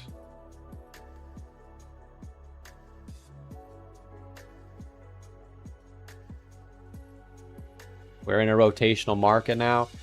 Right. But you'd have to admit that you're not in a rotational market if Bitcoin goes like this. I'm assuming Bitcoin is going like this. So if Bitcoin goes like this, then everything that has ever happened is happening again, which means the upside will also occur. That's what I'm preparing for. So if we go to 100K like you're looking for, if you're looking for 100K, then I'd have to agree with you. Maybe it's different this time. They go up and down together because of how fast they move, but if SOX goes sideways or makes a lower high, SOXL is done. Yes, but it wouldn't make a lower high if it doesn't go back up. In order to make a lower high, it has to go back up. And even if it makes a lower high, SOXL is still going to rally. That's why here, SOXL did nothing, but this did. But even if you caught the exact bottom, you still got a monster move. So again, you're arguing for something that has never happened before. At least in the last 20 years. But you can't tell me that the semiconductors are going to go sideways and expect Bitcoin to go up. That's why if the AI bubble's not done, which is what I'm curious about, maybe there is one more rally. And if this happens, and then the bear market starts, there's going to be a monster V recovery. And Papa's going to get in.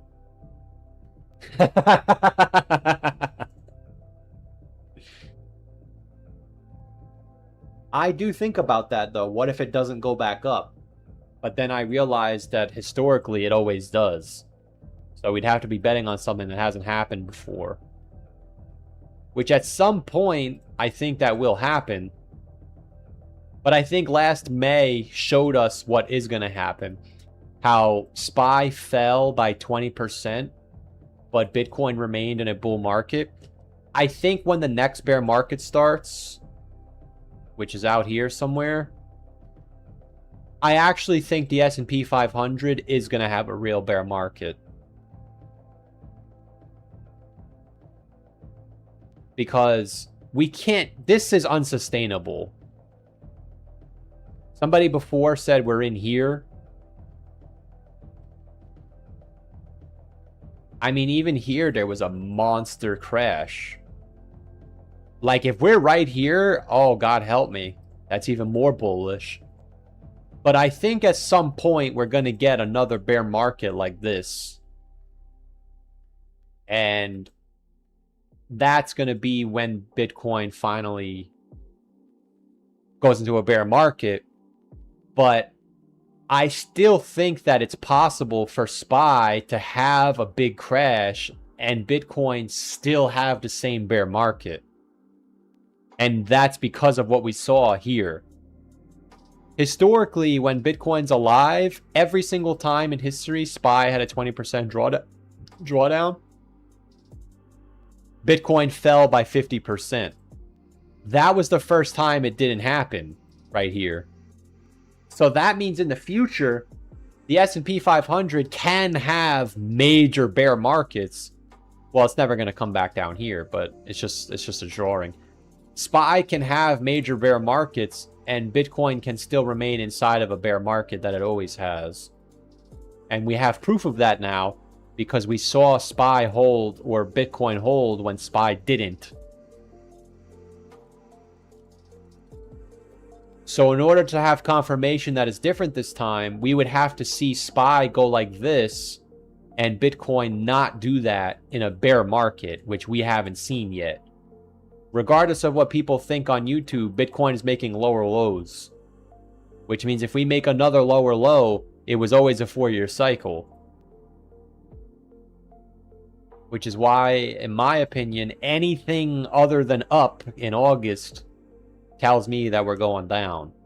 Because if we're at 58K in August and the 4-year cycle says the bottom is 2 months later and we've already been going down for 10 months, well then I'm going to assume that the bottom is coming.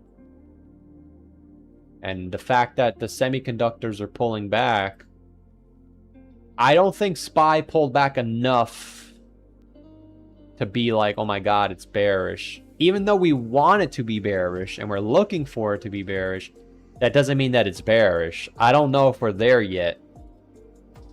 I think we're waiting for Apple. I don't think the semiconductors is enough to turn bearish. Oh, wait a second. We talked about this. Go back. Wait. Oh, we're sitting right on it. They're doing this shit again.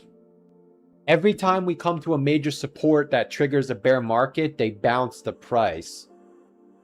Yeah, dude, we are literally right there. I guess if you're a gambler, buying SOXL today for a bounce, not the worst idea. But look, we're there. When we break this sell signal, we actually go down to the bottom. Yeah, we're right there. It might bounce. I forgot about this. Even here, there was a big crash for Bitcoin. But this was not a bear market, of course. So it's not a perfect print. But nothing's perfect. But man, if we go any lower than this, we're literally bouncing off of it right now.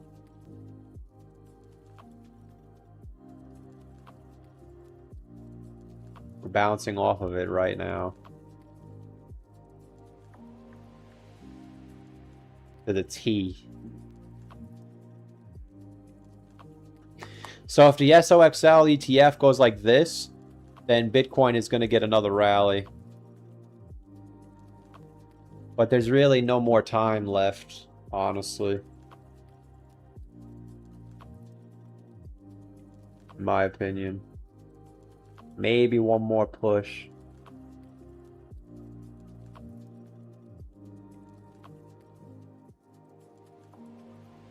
If Bitcoin fails to complete the bull trap at 68, does that mean it's more likely to crash lower? Not necessarily.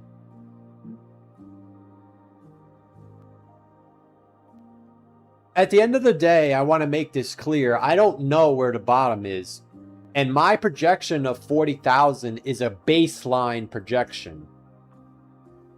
40,000, in my opinion, is conservative based on the historical evidence that we have. A historical or a conservative prediction would be 48K. But that doesn't line up with historical data. 40,000 lines up with the diminishing returns from the low or from the high down to the low. As you can see on your screen, 68%. 68% is 40,000. 68% is significantly lower than all the other bear markets, as you can see on your screen.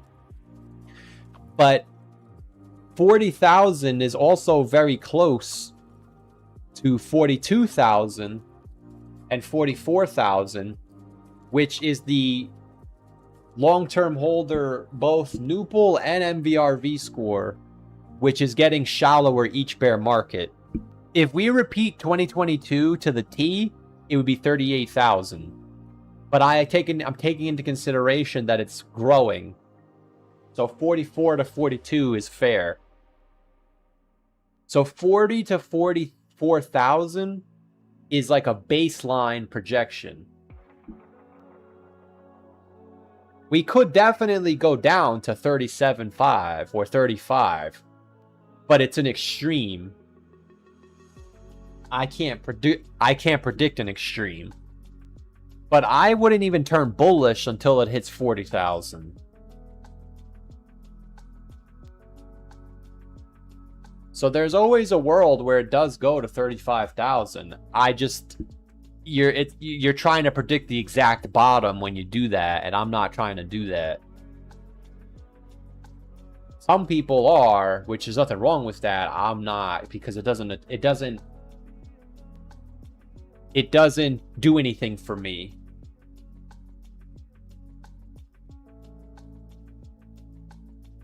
But if everything is present at the same time, like Bitcoin's at 40K, it's October, SPY's at 690, that's probably close enough to, well, not, oh, sorry, 590. Yeah, I don't know.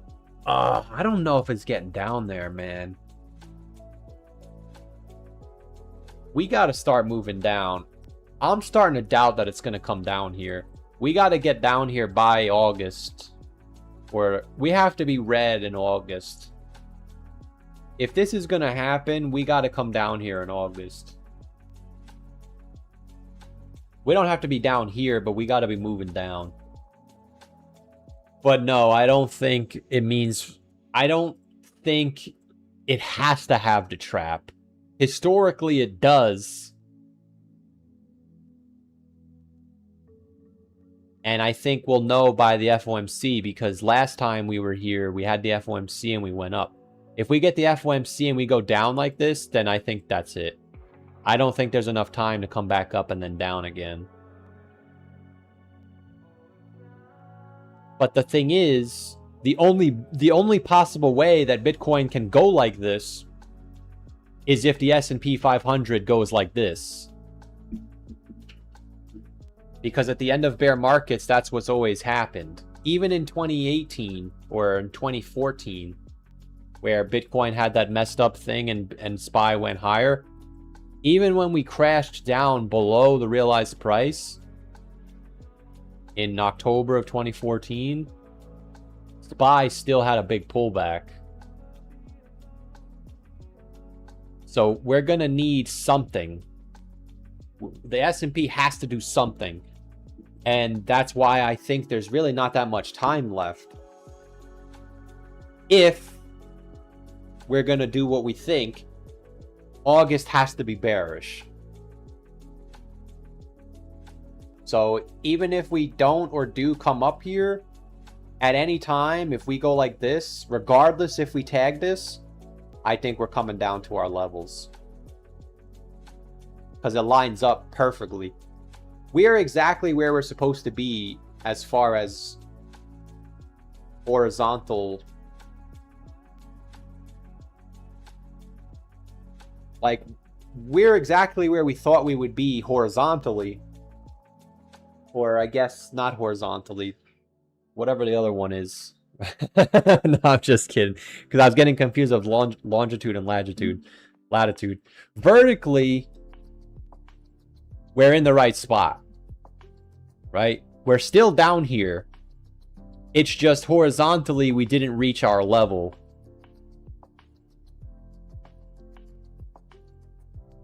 Like, I understand that the horizontal line is like this, but when you measure it horizontally, it's up and down, which is vertically, but a vertical line is here. So I guess vertically, we're in the right spot. Latitude-wise, I don't know. Now I'm getting confused. Latitude is up and down, right?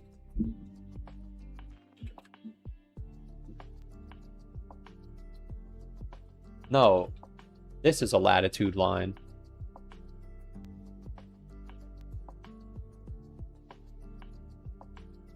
No. They're giving me two different answers here. Yeah, latitude is this way. So longitudinally, we're in the right spot. Latitudinally, we're not. Is how I would say it. Longitude, we're right in the kill box. So I would be ultra bearish right now if we were at 70K. But the fact that we're not means I have to be open to the possibility that it could still happen. But if it doesn't happen, I don't think it impacts the downward move, because we're in the right spot. And that's what I was trying to say. If we were at 70K, I would be turning bearish right now. Because we're not at 70K, I'm open to it not being bearish because it didn't hit 70K. But if it was at 70K, we're in the right spot. Meaning I have to respect that it could still be bearish even if we don't get there, because this is where we're supposed to turn bearish. Does that make sense? Meaning, if we were at 70K, I'd be looking for the same move down. And that also means that if we don't come up here and it's August 7th, I don't think it's happening.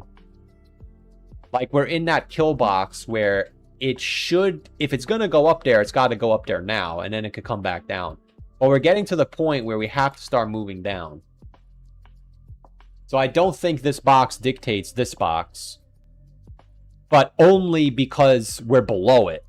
If we were up here, I'd be saying, all right, the bottom is in, we're not going down there. The fact that we're down here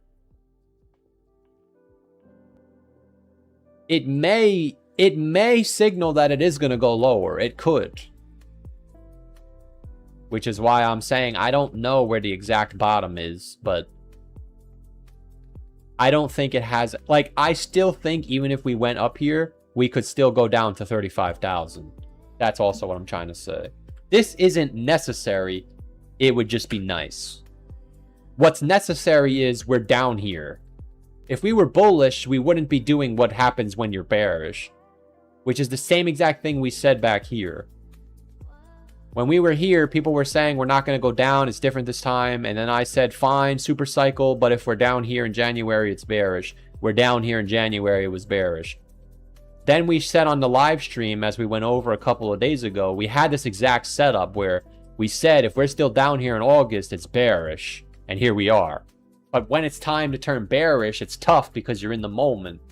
But I don't know if it's necessarily tough because we're getting the signs we need. Everything is collapsing. The reason that makes it tough in the short term is I do have to respect the possibility there is another rally. But I'm also respecting the majority side of this setup, which is it's majority bearish because we're not supposed to be down here if it's bullish. Some people think we are, and that's okay. But the fact that we have exactly what we asked for on other assets.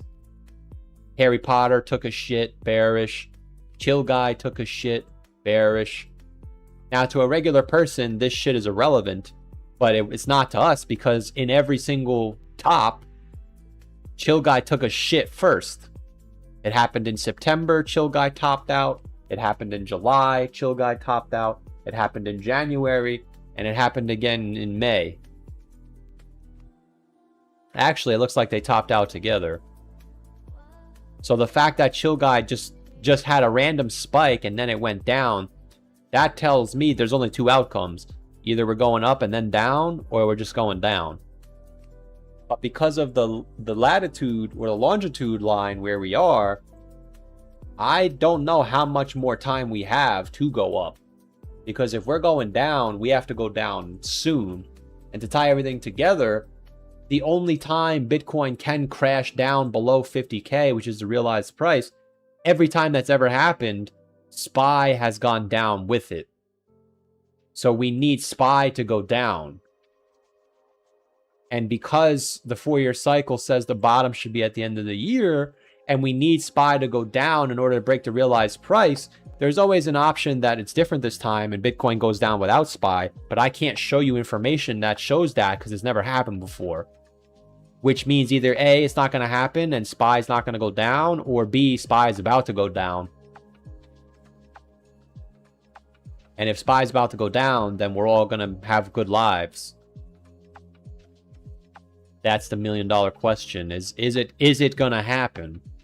Because every single time Bitcoin has ever gone to the realized price in history, or below it rather, SPY has gone down. 2014, 2018, 2022. If it's different this time, SPY's not going to go down. But if it is, we're getting ready to go down. And that's why I've been spending the last 3 weeks looking at, or last 2 months looking at everything, even the VIX. And the VIX also is screaming, we should be about to go down. It's a ballsy statement, but I think we should. It lines up with the latitude lines, whatever, longitude lines. It lines up with the 4-year cycle. It lines up with the Moonboy chart. So if we don't go down in the next 3 weeks, then maybe it's different this time. But the 4-day MACD on the VIX says we're about to go down. We went down every time for the last 2 years. Even here, July of 2024. So today's definitely a big day, man. I know we always say that, but this is one of the big ones because there's not really that much time left to be lollygagging like this.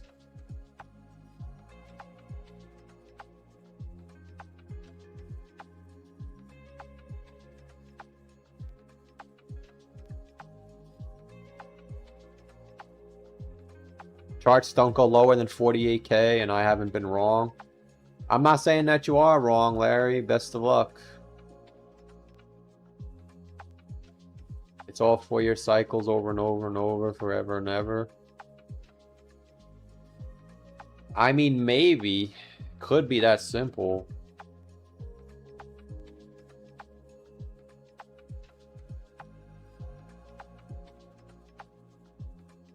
You may wait for 40 to 45 and won't find an entry. Yeah, that's possible. And if you could buy in now and you have to hold through a 40% drawdown. It's all about what you're comfortable with. If you're comfortable holding through a 40% correction, just so you don't miss the 2x on the upside, then there's nothing wrong with that. I'm comfortable with missing the 2x on the upside because I don't want to hold through a 40% drawdown. So it's all based on whatever you're comfortable with. That's all it ever is.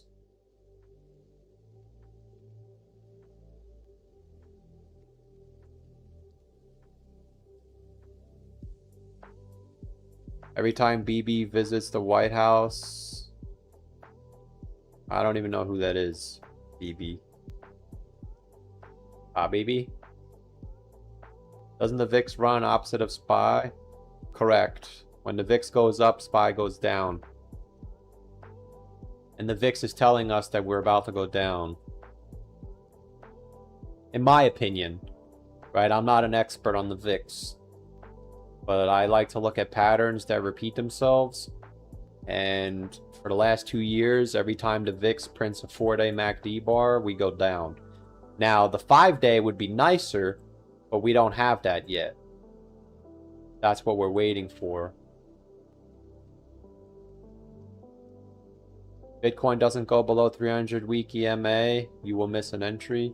Yeah, I don't know what price that is, but if you think Bitcoin can't go below a certain price because of a moving average, I made that mistake last time, and I think those people will suffer the same fate that I did, which is fine. But Peasant for 7 says, buy entries for Uber. What's the best price if SPY does flash crash? Nancy Pelosi stocks always go up. I'm assuming she bought Uber. Somebody in the chat had Uber a couple months ago. I should have a downtrend. Yeah, it's still bearish. It looks like Uber is just following Bitcoin as well. So you can probably just play it safe and say wherever Uber is in October and November is probably the bottom. It looks like it's just following Bitcoin. So wherever Uber is in November, it looks like the downtrend attempted to break. Because originally it was this. Oh no, I guess it never... Oh yeah, it was here. The downtrend attempted to break, which is why I had the 382 there. And we got rejected from it. So I would say that as long as Bitcoin is bearish and Uber's below 72, it's also bearish. I can't pretend to know what Uber is going to do at the very end. But I think 61 is on the table. And $50 is also on the table. I think if we're expecting the bottom to be in October or November, then wherever Uber is around there should be the bottom. It should be between 60 and 50. Which is 23%. Could you be doing this? Absolutely. It was the same structure. Topped with Bitcoin in April of 2021. You formed a downtrend. And then you capitulated. Here you got rejected at the 382. Here you got rejected at the 382. Oh my god, even here you got rejected at the 382. So there might be one more 382 attempt. But you can see we actually got a bunch of them already. This was the first one right here. Right? From this low. Then we just made another low here. We got rejected a second time. Maybe, and we just made another low again. So maybe there's one more attempt at 70. If it gets stuck, I'm looking for, I think $50 on Uber. Not financial advice. Fuck it. I think Uber's coming down here. I appreciate the 5.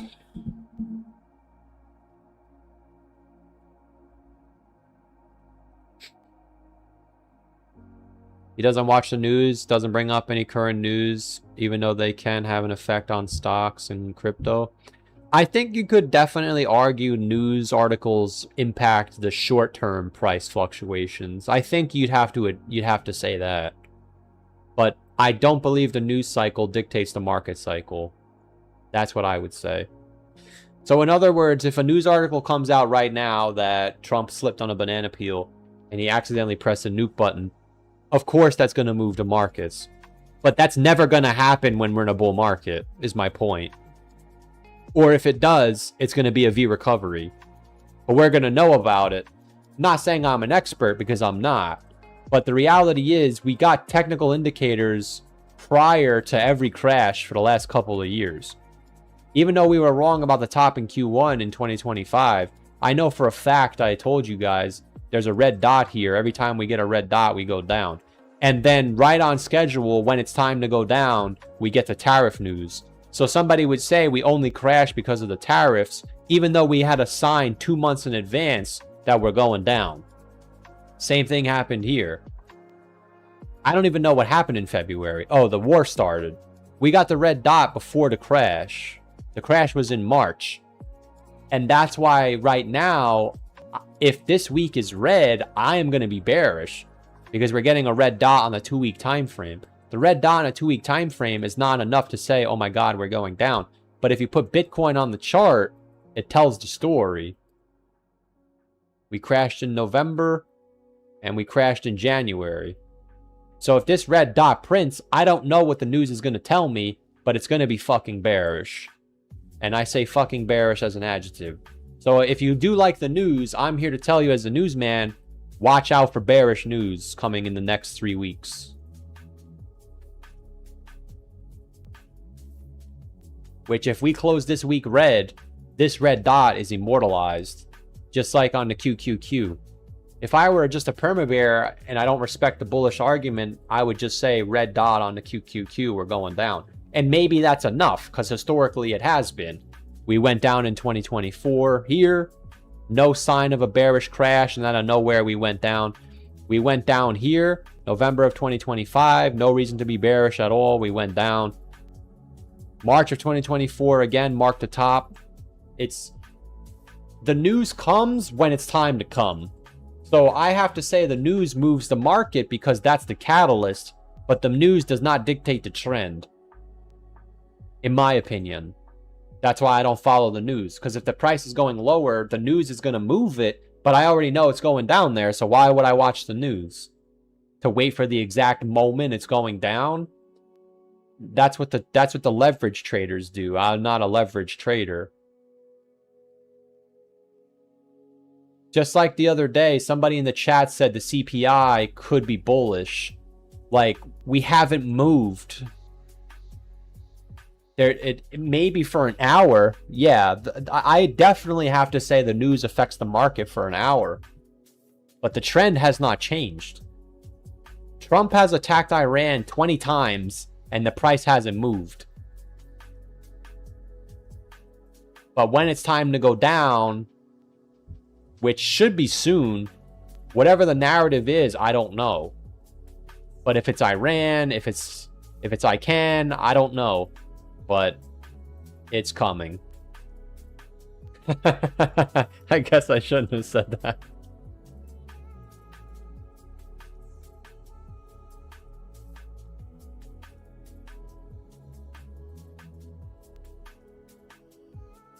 Tesla is about to break 300. Yeah, if we get this right, it's going to be a generational opportunity.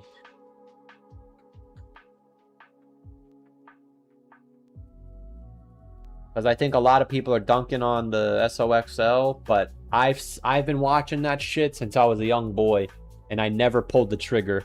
This time I am. It depends on how low it goes. But I found it for the first time back here. It was back in 2019. And I didn't really understand it. So even if I would have started buying here and just DCA'd my whole life and just kept working, I would have had a 27x on all the money I ever made. Which, it's easier said than done. I'm just going to start doing it now instead of saying maybe. Now Vegeta is trying to FUD me out, which is not going to happen.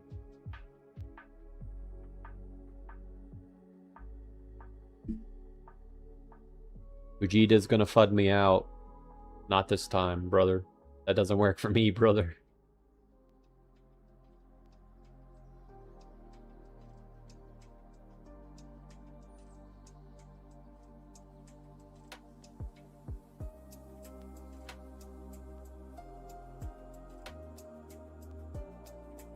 What's my take on buy 500 days before the halving, sell 500?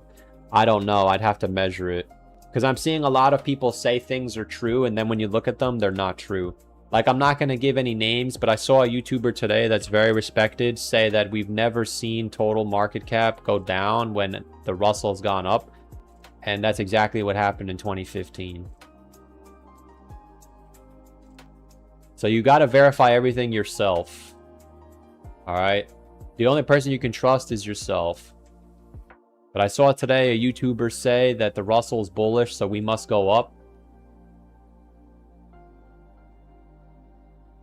But in 2015, the Russell was bullish and we went down.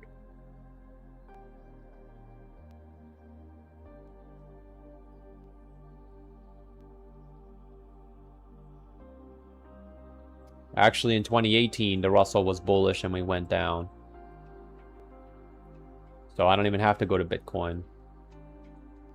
So you got to verify everything yourself. And he coincidentally starts his graph here.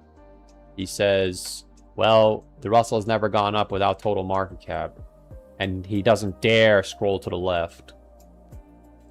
So you got to be careful. You have to verify everything on your own. And I'm just telling you that I don't really care to verify that. Maybe it's true, maybe it isn't. The 500 days, but... What I would say is this indicator is pretty legit, the halving cycle profit. I think I got this from Bitcoin Bajan, or not Bitcoin Bajan, the other guy that buys Bitcoin Cash, Brykaz.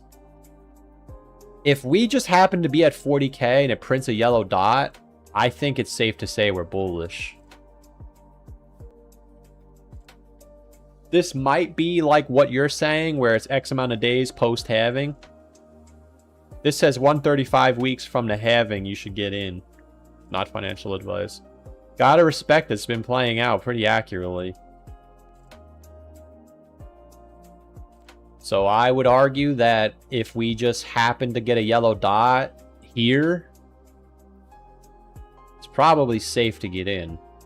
For me, not for you. Not financial advice.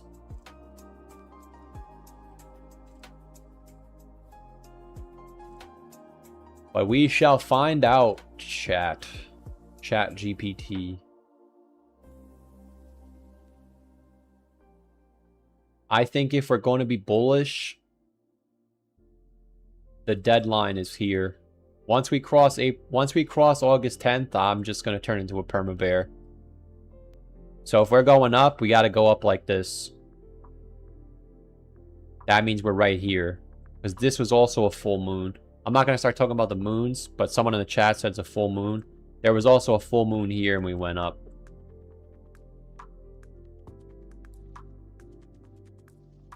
So if we're going up, this has to be it.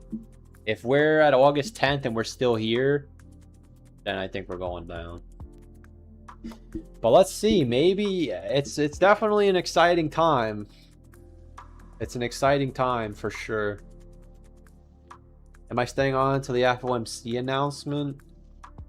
I've already been streaming for 2 hours. I didn't even realize.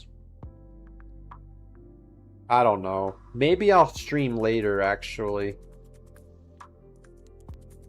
Yeah, maybe I'll stream later. I'll come back.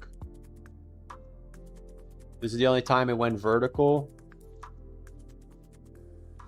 Well, I mean, there's only 2 sample sizes. So how can we make a statement like that? If anything, that's even more bearish. No?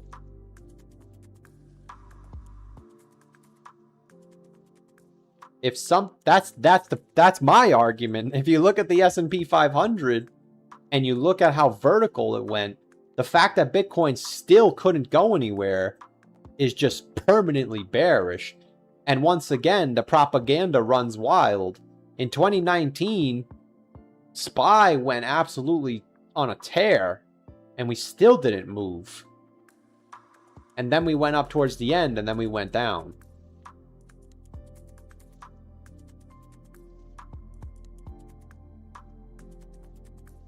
Which is what the divergence is. That's what this is. It's Bitcoin divided by SPY. You can just see this only happens in bear markets. That's what this chart is.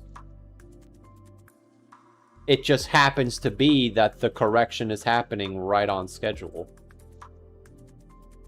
Bitcoin divided by SPY. So I think at this point everyone has made their minds, made up their camps. I think it's all about just executing on your plan regardless of what it is and living with the outcome. I think that's where we're at. The bulls are bullish, the bears are bearish.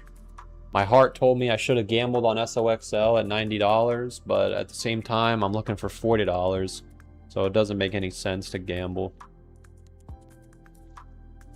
He's a gambling man, I tell you. Alright, gentlemen. That's why SOXL is bearish, because it's the first time it went vertical. I wasn't talking about SPY. Right, but your information you're giving me is not correct, because SOXL has gone vertical.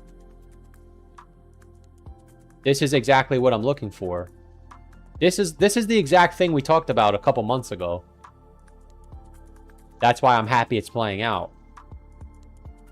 And it just happens to be that that's exactly when Bitcoin was doing nothing. If you put Bitcoin on the chart and you say,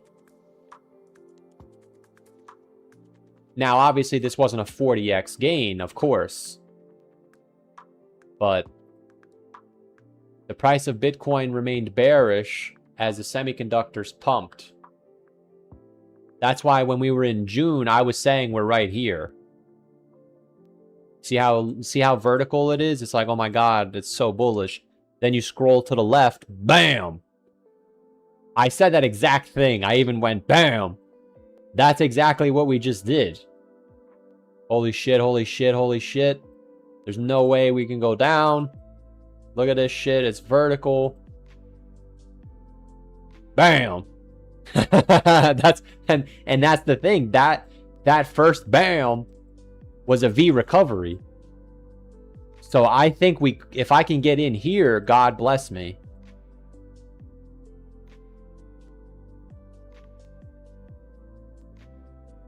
And the fact that SOXL went up without Bitcoin, every time that's ever happened, Bitcoin fell by 50%. So you'd have to be betting that it's different this time. Right? Bitcoin topped. When SOXL went up, Bitcoin bear market. Bitcoin topped. SOXL went up. Bear market. Can I say that we've ever gone this vertical? No, of course not. 600% has never happened before. But we're getting more and more violent to the upside. So I understand your point from before where you said if SOX goes sideways, SOXL is going to suck. But I think we're getting to that point where these corrections are... The bull market is getting bigger every time. It's fucking monstrous. And that's why I ask, is the AI bubble popped? Because if it's not, this next leg up is going to be the biggest one. Because it's getting more and more vertical. And the QQQ is getting bigger every single time. And the QQQ is all semiconductors. So by definition, in order for SOXL to go sideways, the QQQ has to go sideways. We have NVIDIA, Micron, AMD, Avgo, Intel, these are all semiconductor, not all of them, but all the ones I listed are semiconductors. Texas Instruments. So I don't think the NASDAQ is going to go sideways. I mean, at some point, I'm sure we'll get something like 2000 where it did nothing. But these bull runs are getting larger. It's nuts. If you measure Bitcoin, if you measure from Bitcoin's bottom and you say, let's see how big the bull run is to Bitcoin's next bottom, or I guess I don't even know how you would measure it. I think normally you would say to Bitcoin's peak, right? You go from Bitcoin's bottom to Bitcoin's peak. This one was 100%. This one was 84%. This one was disgusting, 190%. This one was also disgusting. Now we're at 180%. So we went from 184 to 190 and 180. That means that if we're going to get another one after this, dude, this thing is going to be life-changing. It's going to be a 200% gain. That's why we need this stock market crash, because I think if we get it, we're never coming back here. It's going to go too high. Because then the next 30% drawdown puts you where we are right now. That's why I want to be a stock guy. Because if I buy in, we're never coming back here. Never. You would need a 70% drawdown. Yeah, it's never happening. Even in 2000, I think it was like 70%. 2008 was only 50%. Stocks are better if you're wealthy. That's why they always say start when you're young, but we were young and stupid, so we bought Ethereum and fucking dog with hat after it already went up 1000x. So now I learned my lesson. If we get this, what we're looking for, which it's a big ask, I admit, it's a big ask. I have to assume that it's, even if it comes back down like this, it doesn't matter. We're going up and away. Because these bull runs are just getting ridiculous now.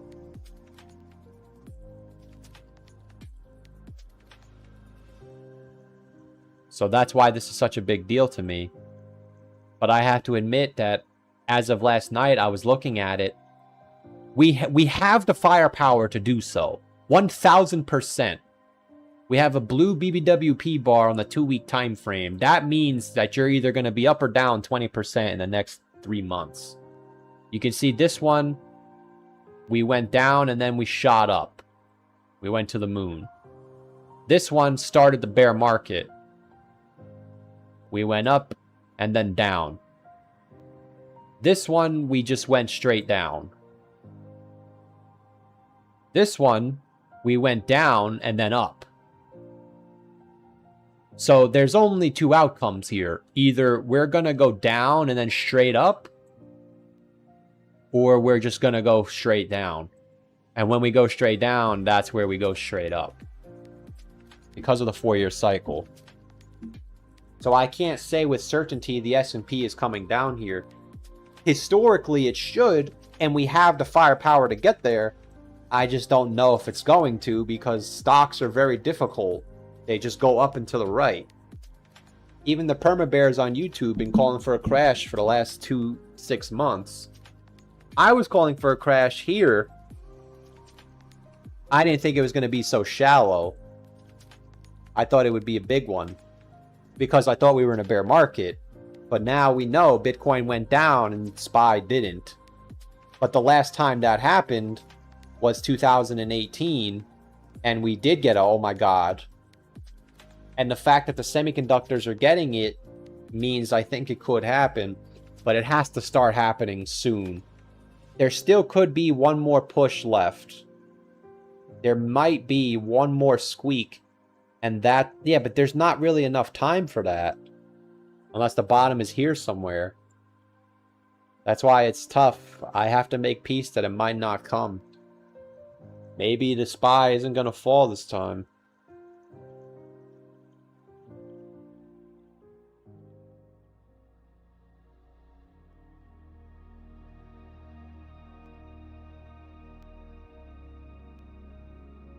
Yes, I knew Larry. I knew Larry was the troll. He exposed himself. Larry's the guy that goes around in live streams pretending to be me. I knew it was him the whole time, but I wanted to make sure that he was... I wanted to make sure it was him. But it was him.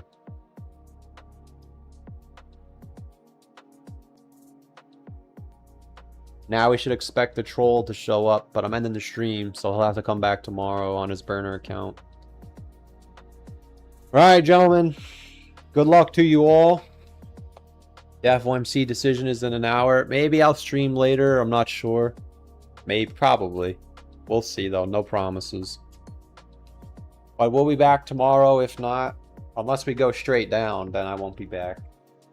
But we're going to get something in August. That's what I think. Like, we'll either get a super cycle or we're going down. If we go down, it's bearish. If it's a super cycle, oh well, 4-year cycle is broken. We'll be back tomorrow. I appreciate the super chats, the support. As always, stay safe. None of this is financial advice. And I will see you soon. Take care.